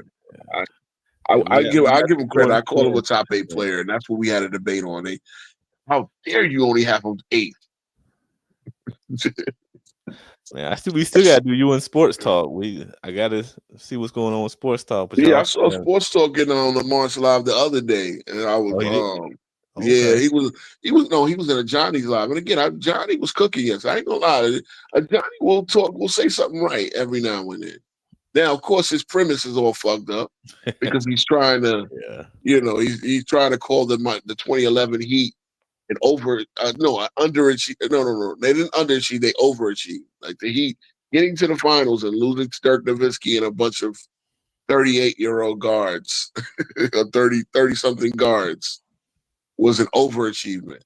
Considering that, LeBron said not 1, not 2, not 3. We all know. Yeah, I mean they count championships, but they overachieved by getting to the finals. Yeah, that's. Oh yes, LeBron is father of the year. Yeah, I mean, goddamn, who else would win? Who else would break the all-time record in NBA scoring and allow his sons to wear Jordans when he does that? I'm just saying, bro. Oh man, y'all had to love it. Oh, y'all had to love it, bro. See, this is why I pull up to the ops speed, because boy was I cooking and Johnny when I told him LeBron's sons would wear Jordans, and everybody, he said 2007 cats, they don't like that old 90s shit. They said you asked cats that was born in 2007. Wu-Tang said protect your what? Nobody knew, right? But I said, okay, yeah, they didn't know what Wu-Tang wanted to protect. But they sure wear Jordans when they answer that question. Yeah, they in the 1900s, they in the 1900s. Man, I can do it this cough. But yeah, the 1900s, and but it's funny that every time he puts me on mute and he does a cutaway, it's all 90s movies, but we're all done with the 90s, yeah, except your movie references. I all for the 90s. Yeah, every time you say that, I should bring that up on a video, because we got to get the cutaways and all that, because he is funny. He plays the studio audience laughs. It's some of the most. It's nothing that's funny. He'll play the studio audience laugh, but Johnny's and he's got a good sense of humor. I ain't gonna lie. See, again, he's a nice guy. They just got the wrong perspective. Like, I just, like I said, I always go up there. I just go up there to talk basketball, and I just gotta cook them when they start lying. Again, this man told me that Sam Cassell could get his own shot off the dribble. The fuck, bro? Sam Cassell couldn't get his own shot, really? This is a guy that told me Akeem Olajuwon was overrated. Alonzo Mourning was a bum. What else did they say over there? Oh yeah, Mr. Lamont. If the Lakers had signed PJ Tucker, that would have been the key to all their defensive issues. Man, come on now. Don't even bring that one up. That's insane. That's insanity. So the same PJ Tucker was my 12th man, right? My 14th man, or whatever it is. Yeah, but LeBron is a great father. He really is. His kid steroids. Oh, but let me stop that. We gotta watch what we say over here, right? You don't want them the crew to come over here and start. Yeah. Oh man, bro. But see, again, it's like they won't tell you how good Nick Van Exel was. I did get a Johnny to admit that Kevin Johnson was an elite playmaker. Okay.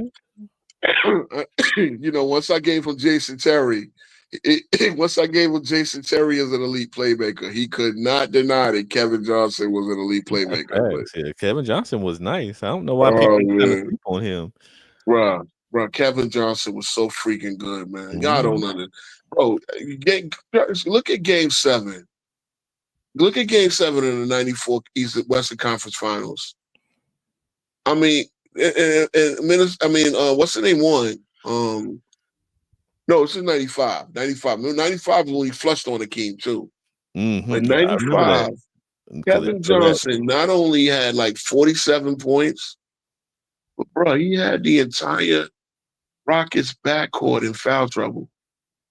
Like, 3 of them, I think 2 of them fouled out, and 3 of them have, like, Ellie had 5 fouls. Max, not Max, because they had, I believe they had Drexler. Kenny Smith had 5 fouls. Sam Cassell fouled out. Terrell Brandon, that's the name. Sam Cassell, another one will tell you just how bad KJ was, bro. Man, but you know, according again, and I had to. Sunday I had to shout out to Rod Strickland. Why y'all? It was a King John. Why you shouting out, bro? You all over the place. No, we were talking about the 90s. Y'all want to talk about Jordan all the time. According to y'all, Jordan had no competition. I told him, no. Yeah, I did a video on Rod Strickland and how he used to cook Jordan. Rod Strickland used to cook everybody, bro. Yeah, Jordan couldn't stay in front of him. Rod Strickland, see, that's another thing. Okay, because this is the Knicks show. Rod Strickland for fucking Mo Cheeks, and again, Mo Cheeks he's still our assistant coach. He's been a friend to the bro. We traded for the old version of Mo Cheeks, and we traded a young Rod Strickland because we didn't have the foresight to realize that we could play both Mark Jackson and Rod Strickland. Again, why didn't the Knicks realize? Because we wound up making John Starks our shooting guard, and I'm happy with Starks. I think we could have still worked Starks in the mix as a 6-man. But you know how bad the Knicks would have. You know how great the Knicks would have been if we had Mark Jackson and Rod Strickland giving the ball to Patrick Ewing. But Strick was a beast, bro. Strick was a beast. When Wu-Tang said guarantee made him jump like Rod Strickland just used to take niggas out of these shoes, bro. Man, bro. So that goes to this era. Yeah, we traded Strickland. We traded 1 year. We traded Strickland for Cheeks, and in the year after that, after the season, we traded Jackson for Doc Rivers and Bo Kemble. Yeah, Jackson was a beast too, man. Again, the Knicks had both of their New York boys on the team. Oh boy, this is the problem with the Knicks. We trade the wrong players away at the wrong time. We don't put it all together. Finally, I think the Knicks have put a team together that can win. You know, and again, this is where we are. We got Cat, and again, Cat. I don't have no beef with Cat yesterday other than missing that free throw, and he gave the perfect answer to the podium. You know, they wanted to bait him into this whole Reggie Miller shit, right? I said, bro, we're not. I don't care about history. We're here to make history. Like I don't really think it's unfair for these young players to have to deal with the ghosts of Patrick Ewing missed layup, right? But it is, it is what it is. Again, we got some great moments in New York Knicks history, man. I would say that I one chance because we actually 96, 97, I thought that team was going to beat the Bulls. 90, 93, 94, I think we could have beat the Bulls one year. Even Jordan said it.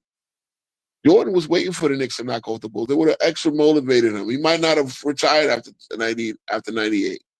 We never know though, man. Same thing with Neek, bro. Yeah, you're right. You're right. Nika's another one, man, bro. Like I said, when they think we're being nostalgic, no, we just understood what we watched, man. They think we're being, and again, look, it was bad basketball back then, but there's a lot of bad basketball now. But there's great basketball players out now. There's no doubt about it. There's no doubt about it. Like I don't shit on all the people, man.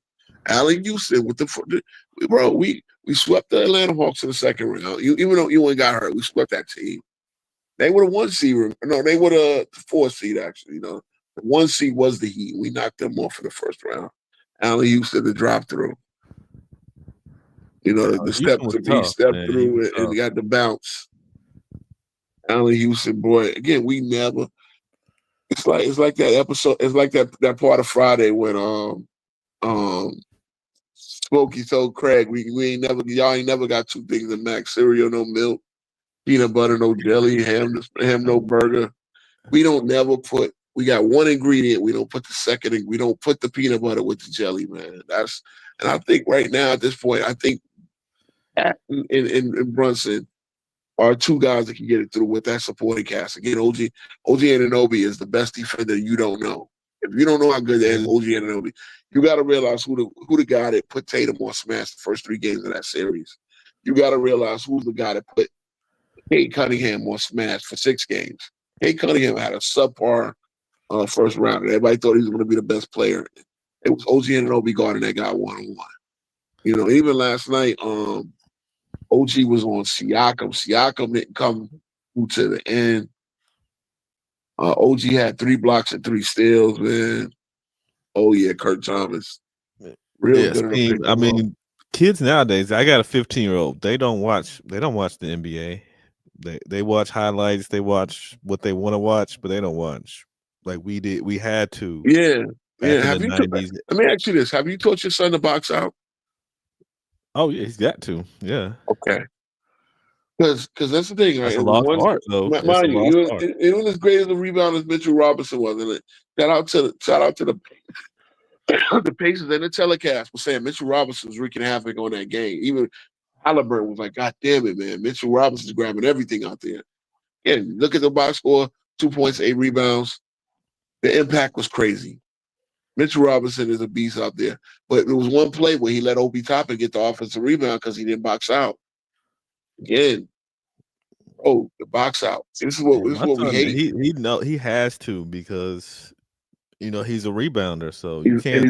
He's not like 6'8", right? What do you say? Well, he's not like 6'8". That's what I'm saying.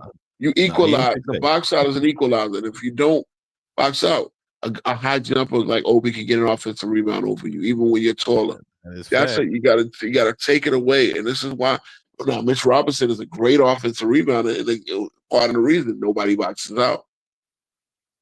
It's an AAU too because that's why I have to tell him because his team constantly gets beat. The other team will shoot free throws and nobody boxes out and they'll get the rebound. And it's common. Like I see it all the time in AAU gyms. Like these kids don't know to box out. It's crazy. That's one of the fundamentals. Yeah, especially when you have an undersized team. If you want to get the ball back, you better box out. Because guys are quick. These kids are quick. That's what it is. They get the rebound. They get the rebounding is such an underrated part of the game. It's really the second most important part of the game, in my opinion. Because again, rebound. Matter of fact, it might be more, in my opinion, more important than possession. I mean, the scoring. Yep.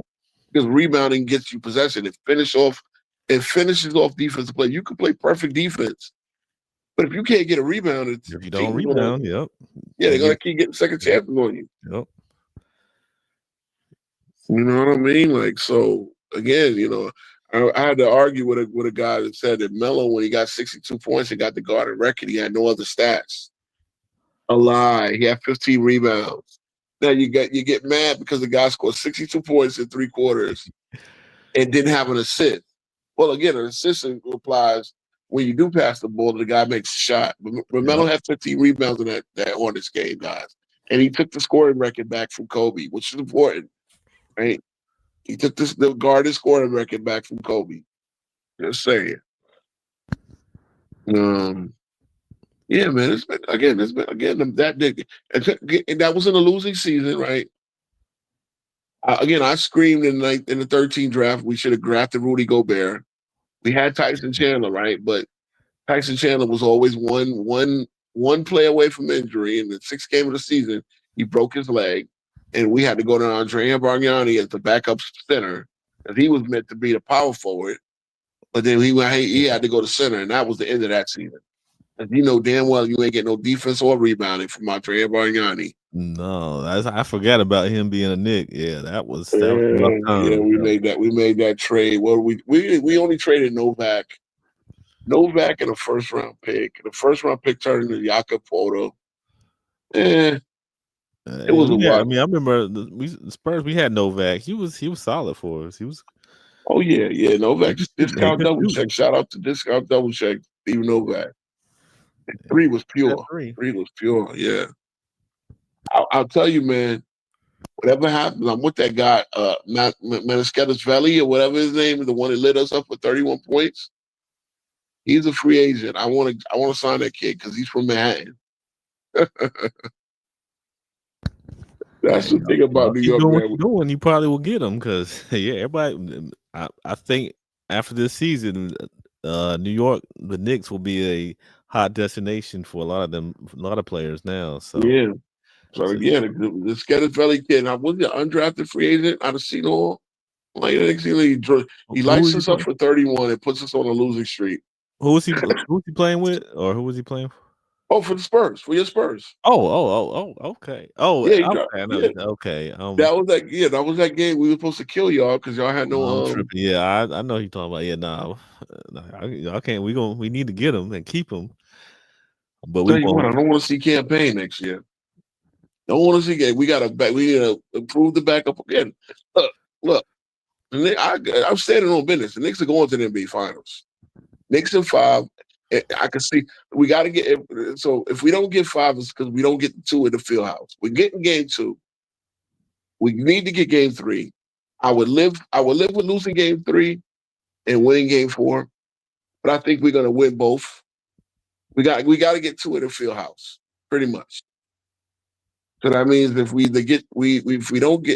split. We wind up getting a split here, and we get the split in Indiana. Then we're gonna have to win Game 6.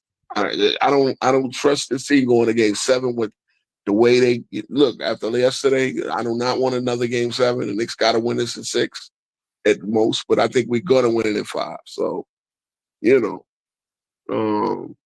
well, yeah, man. Wrap it up because look, we come from era to era. We traded Walt Clyde Frazier. Willis Reed pretty much had to retire soon after the second championship. Clyde Frazier, we traded him to Cleveland. We got Bernard King in here. He tore his knee up. We got Ewing in the lottery, the frozen envelope. Ewing never got a second guy. We knocked on the door a couple of times. Just never got over the hump. 2000, Ewing after the Achilles injury. All right, we trade him for Glenn Rice and Vin Baker. That doesn't really work out that well. Vin Baker's done. Glenn Rice at the end of his rope.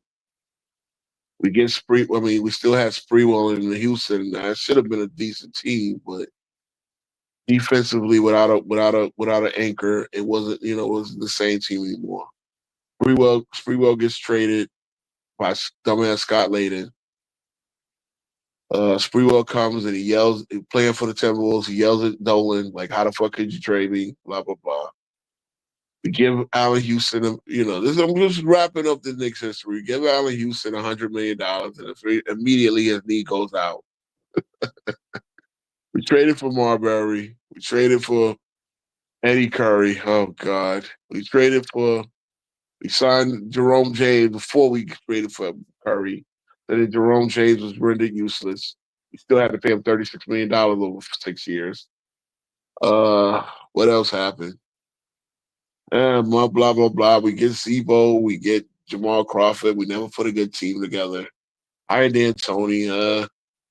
Wait for the summer of LeBron. LeBron goes to Miami. We get Melo instead. Everybody thinks we traded too much for him. We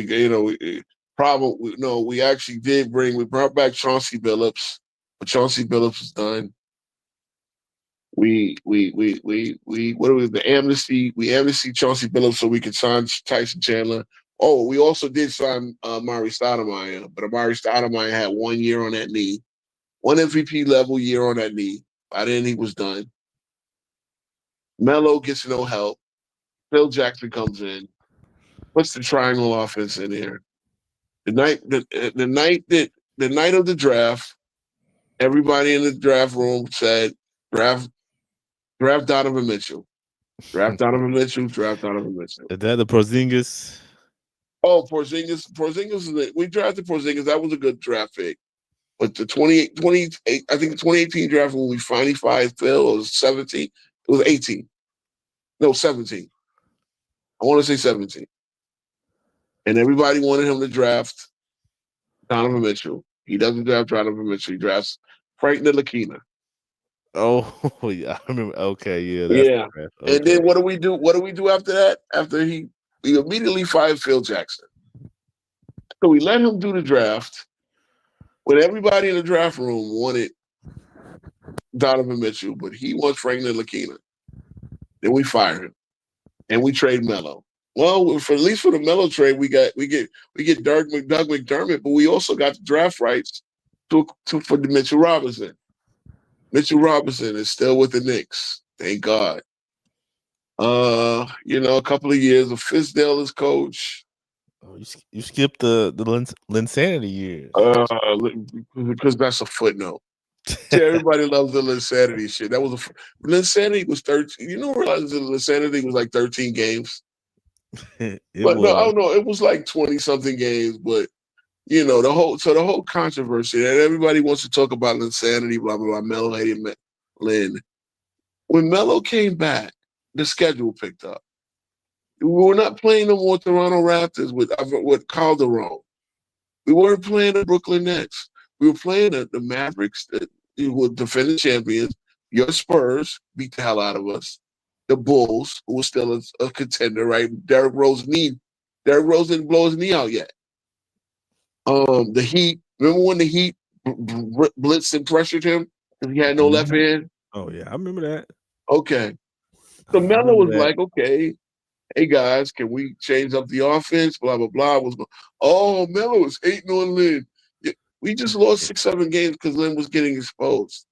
You're treating Melo like he's Quentin Richardson with your old son standing in the corner. Okay, what people don't remember about that season is we fired Mike D'Antoni, and in the first game we played against the Portland Trailblazers. No, we played against the Portland Trailblazers. This is the year before they drafted Dame, but they still had LaMarcus Aldridge and company and Nick Batum and them guys. And we beat them by like 40-something points the first night. Then the next 2 games we played against Paul George, Danny Granger, and the Indiana Pacers. We beat them back-to-back nights. So the Knicks finished that season. Sorry. The Knicks finished that season 18-6. Lynn got hurt 11 games into the Winston tenure. He tore his meniscus. He didn't play again for that season. But Melo, I remember a game against the Bulls. They went in overtime. Melo hit like 2 clutch shots. And a big dude with Derrick Rose in them. Okay, the Knicks got to the playoffs. No point guard, no Lynn. I believe what happened. No. Yeah, we played against the Heat. So no Lynn. In 2012, we played against the Heat. And in the first game, Amon Shumpert tore his ACL. And we won with Nolan and Mike Bibby. We had Baron Davis running point guard. He tears his ACL in game 4. Then we had Mike Bibby limping around as our third string point guard. Yeah, that's his last year in the NBA. Secondly, either last year, I think he might have played with Miami after that, or whatever. I think he got a ring, something like that. I don't know. But, that was it. That was it. That was that. We got one game off the Heat. We let balloons go in the Garden because we finally won a playoff game for the first time since 2000. Yeah, but what was Lynn in all of this? Oh yeah, he was rehabbing his knee, and then he signs with Houston. Okay, that's the end of insanity. Melo came in, and next year we beat the Heat by 20 on opening night. Had a 54-win season. Of course, though, everybody on that team was old and got injured come playoff time. Again, so Melo era, again, the comedy of errors, the The front office deserve to be the villain, but they make Melo the villain. Bro, one of these days, I'm gonna really, really talk about Melo, bro. No, you know what, Speed? No, I know. I remember this, and I remember a lot of inside sources here in New York. Melo was a big Lynn supporter. There wouldn't have been no Lynn said. Melo was the one that said, "Hey, you got to at least try this kid out," because Tony Douglas is not running point guard, especially the way you want it. This is like we're getting our asses kill out there.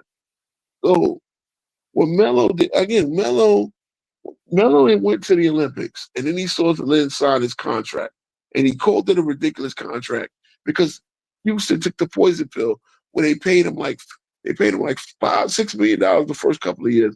Then they paid him a ridiculous like 14-15 million the last year. Remember, this is when $15 million was a lot of money. Like max players were making 15 million. So, the way they made it where the Knicks just we're gonna have to spend too much money in that third year. And it was like, freak it, we'll just trade for Raymond Felton. We're not gonna pay all this. This guy's not that good. What happened?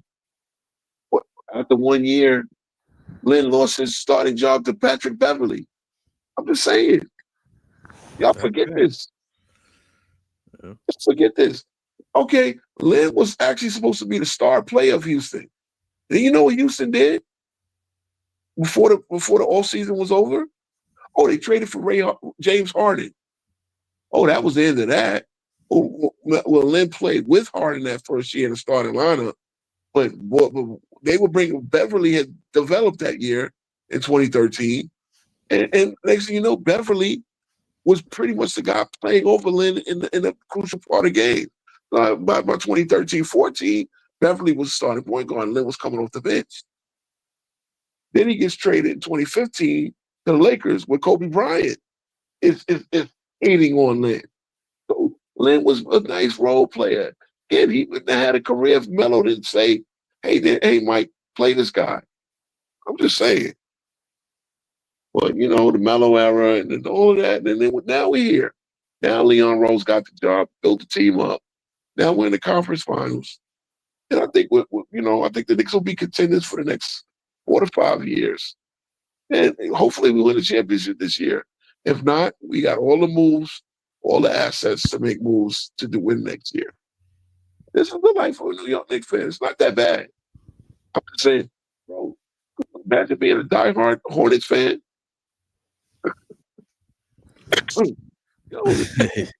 Hey, you throwing strays at us. Throwing strays. I'm just, bro. But I've always said this. I mean, that's the truth. The Knicks can't be bad when we need to be bad. Then you guys are thirsty. I'm like, bro, we're like any other team. Forget OKC 3 years ago. They would have one of the worst teams in the league. That's why they got Chet Holmgren. Second pick of the draft, right? This couple of years. I've asked this many times.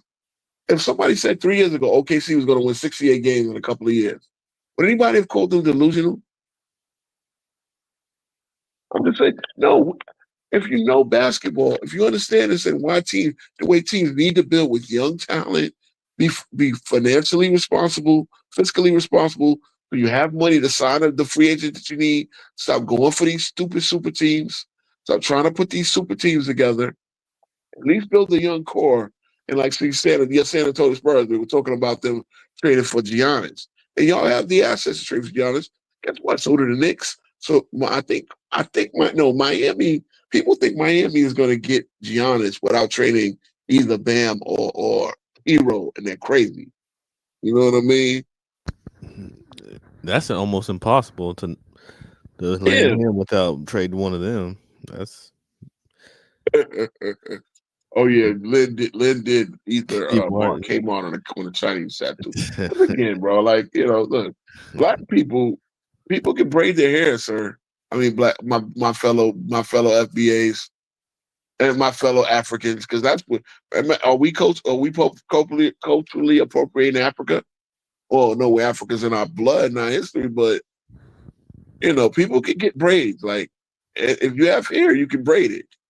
I'm just saying, like that's fair. I mean, shit, I've seen people braid their dog's hair. You know what I'm saying? So people can have brains, man. But look. So I'm trying to, just wrapping it up. The Knicks are here now. We've built the team right. Say what you want. We got flaws. It's like any other team is flawed. And you saw how flawed the Boston Celtics were. Just saying. King 10 toes down. King's speech told you that the Boston Celtics shoot up all them threes are not going to work in the playoffs. They were not going to work in the playoffs. Shoot more threes and twos. I think the Knicks, whatever the Knicks do in the rest of the series and or the finals potentially, the Knicks struck a court win for basketball because Lord knows we do not need a team taking more threes and twos going back to back winning a championship. I'm just saying. I gotta call facts on that. That's definitely so. The West lesser than the talent. Yeah, I mean, I think the conference has been. If that's what you're talking about, the conferences. I think the conference has been equal for a little while, man. I really do. Just I know the West had more 50-win teams this year. It seemed like everybody was a 50-win up into the play-in, and I know Memphis, who was the AC, wound up winning 48. So it seemed like one of them vintage 2000s eras, Kobe era Western conferences. But I do believe three of the best. Indiana is showing you they're a team that can play with anybody. I think the best 5 teams, and I know Milwaukee never got it together, but I think Milwaukee was as good as anybody in the West, especially Houston. Right, remember Houston is the 2nd seed. So I think Milwaukee potentially, if they had a healthy Dame, would have been. And if Portis never gets suspended, I thought they were as good as anybody in the West. And again, they flamed out in the playoffs. They had too many injuries. The Kuzma didn't play that well in the playoffs. But I think the Knicks, the East had 5 good teams. The West had 8 to 9 good teams. I still think Dallas, without all the injuries, would have been good. But but yeah, here we are in the East. I mean, here we are in the East Conference Finals. Yeah, the Knicks are a better team than the Pacers. I know the Pacers. The Pacers, when they play their best game, they can beat anybody, and that's the thing that's scary because of their offensive punch. But I believe the Knicks defensively have the answers for, and trust me, if Neesmith has another big shooting game, I'd be very surprised. And if Halliburton has a good game too, I'd be very surprised. But yeah, man, this is look, game 1. Thank God this happened in game 1 and not game 5 of a 2-2 series. You know what I mean? Yeah. So, man, this has been a good show, bro. I've been monologuing most of the part. CW been chiming in. I'm gonna wrap it up here. Definitely wrap it up here. I'm gonna try to go. Try to go. Well, I know Zay said he's going live over the weekend. He might let me simulcast and all that. And I appreciate him letting me up there, man. Shout out to Zay, man. I'm a big fan of you. And Speed, definitely thanks for chiming in, man.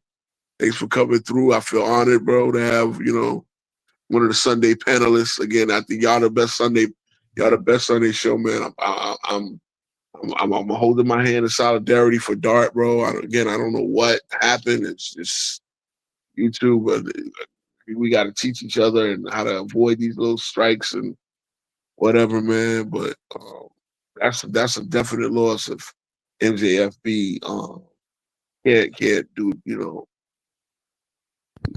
It's not on the channel, but I think I said Dart. We try to help him get back because man. And again, if you ever want to come on, I don't know. Again, I don't know if they ban you from even like showing up on a live stream, right? Like I don't know, but no, they can't do that, right? Nah, they can't do that.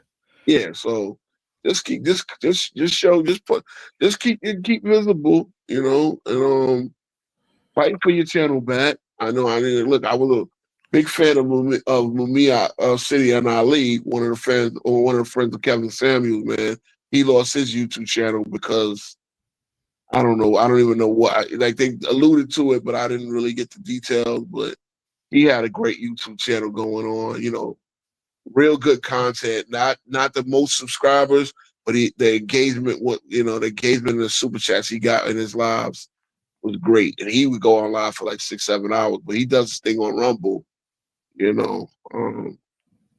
But bro, listen, I'm a little bit of a historian, bro. I'm a little bit of a historian. People don't know. So it's like when you don't talk history to me because you don't even know your history. I know. When I could tell you I know your team's history better than you, I probably know your team's history. Remember, I said the Dallas Chaparrals, right? When the last time you thought of the Spurs, the Dallas Chaparrals? Exactly. Yeah, I didn't know that. So yeah. You You know what taught I'm me saying? something tonight. So Yeah, bro. Yeah. Remember the Dallas Mavericks didn't come in 1980. yep. You know, they got what do they have? 2 champions. No, they have the Dirk one, and then they have they just got the Dirk one. That's it. Yeah. So it's like, man, look, you can talk shit about it. It's not like everybody get a chance to win a championship every year. But now, this is the era of parity. Every 6, 7 teams, I would say 10 teams can say they can win a championship at the beginning of the years now. You know. Cliff Hagan. Yeah, Cliff Hagan. That's another good name I ain't think about in a while, man. Bro, the fanboys over there because I made a Lloyd Vaught point, right? When I cooked Lamont. Again, you talking about that mid-range stuff. Yeah, the mid-range stuff. And I said Lloyd Vaught makes more mid-range than Kevin Durant, an elite mid-range player today. So then the idea that you saying, you know, because I said everybody had a mid-range back then. Muggsy Bogues had a mid-range. Yep. Steve Kerr had a mid-range. Now nobody has a mid-range.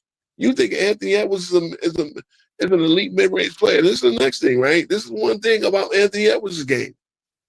If he had a mid-range, they wouldn't be down too long. It'd be 1-1, at least. Anthony Edwards has no mid-range. He's a three-point shooter and a driver to the basket. And when one of them is off, if he ain't getting to the basket and his three ain't dropping, Minnesota's highly beatable because they don't have great playmaking outside of him. Randall is their next best playmaker. Randall is actually their best playmaker. He literally led them in assists this year. But a lot of you don't know that. But yeah, man. All right, bro. Yeah, I know it's getting late. We gotta get to bed. This is a great show, man. Appreciate you for coming through. We appreciate you guys coming out too. Yeah, man. Appreciate the love in the chat, and we actually got some views today. So yeah, man. We're just trying to get better and better and better, man. This is gonna get better. Yeah. And like I said, anybody wants to pull up, come through, man. All right, boss. We try to do this every Thursday, so yeah. No doubt. No, we might be moving days because of my man JB's schedule. But we're gonna talk about that. And, okay, just let me know. No doubt. Yep. No doubt. All right, man. All right, y'all. Have a good night.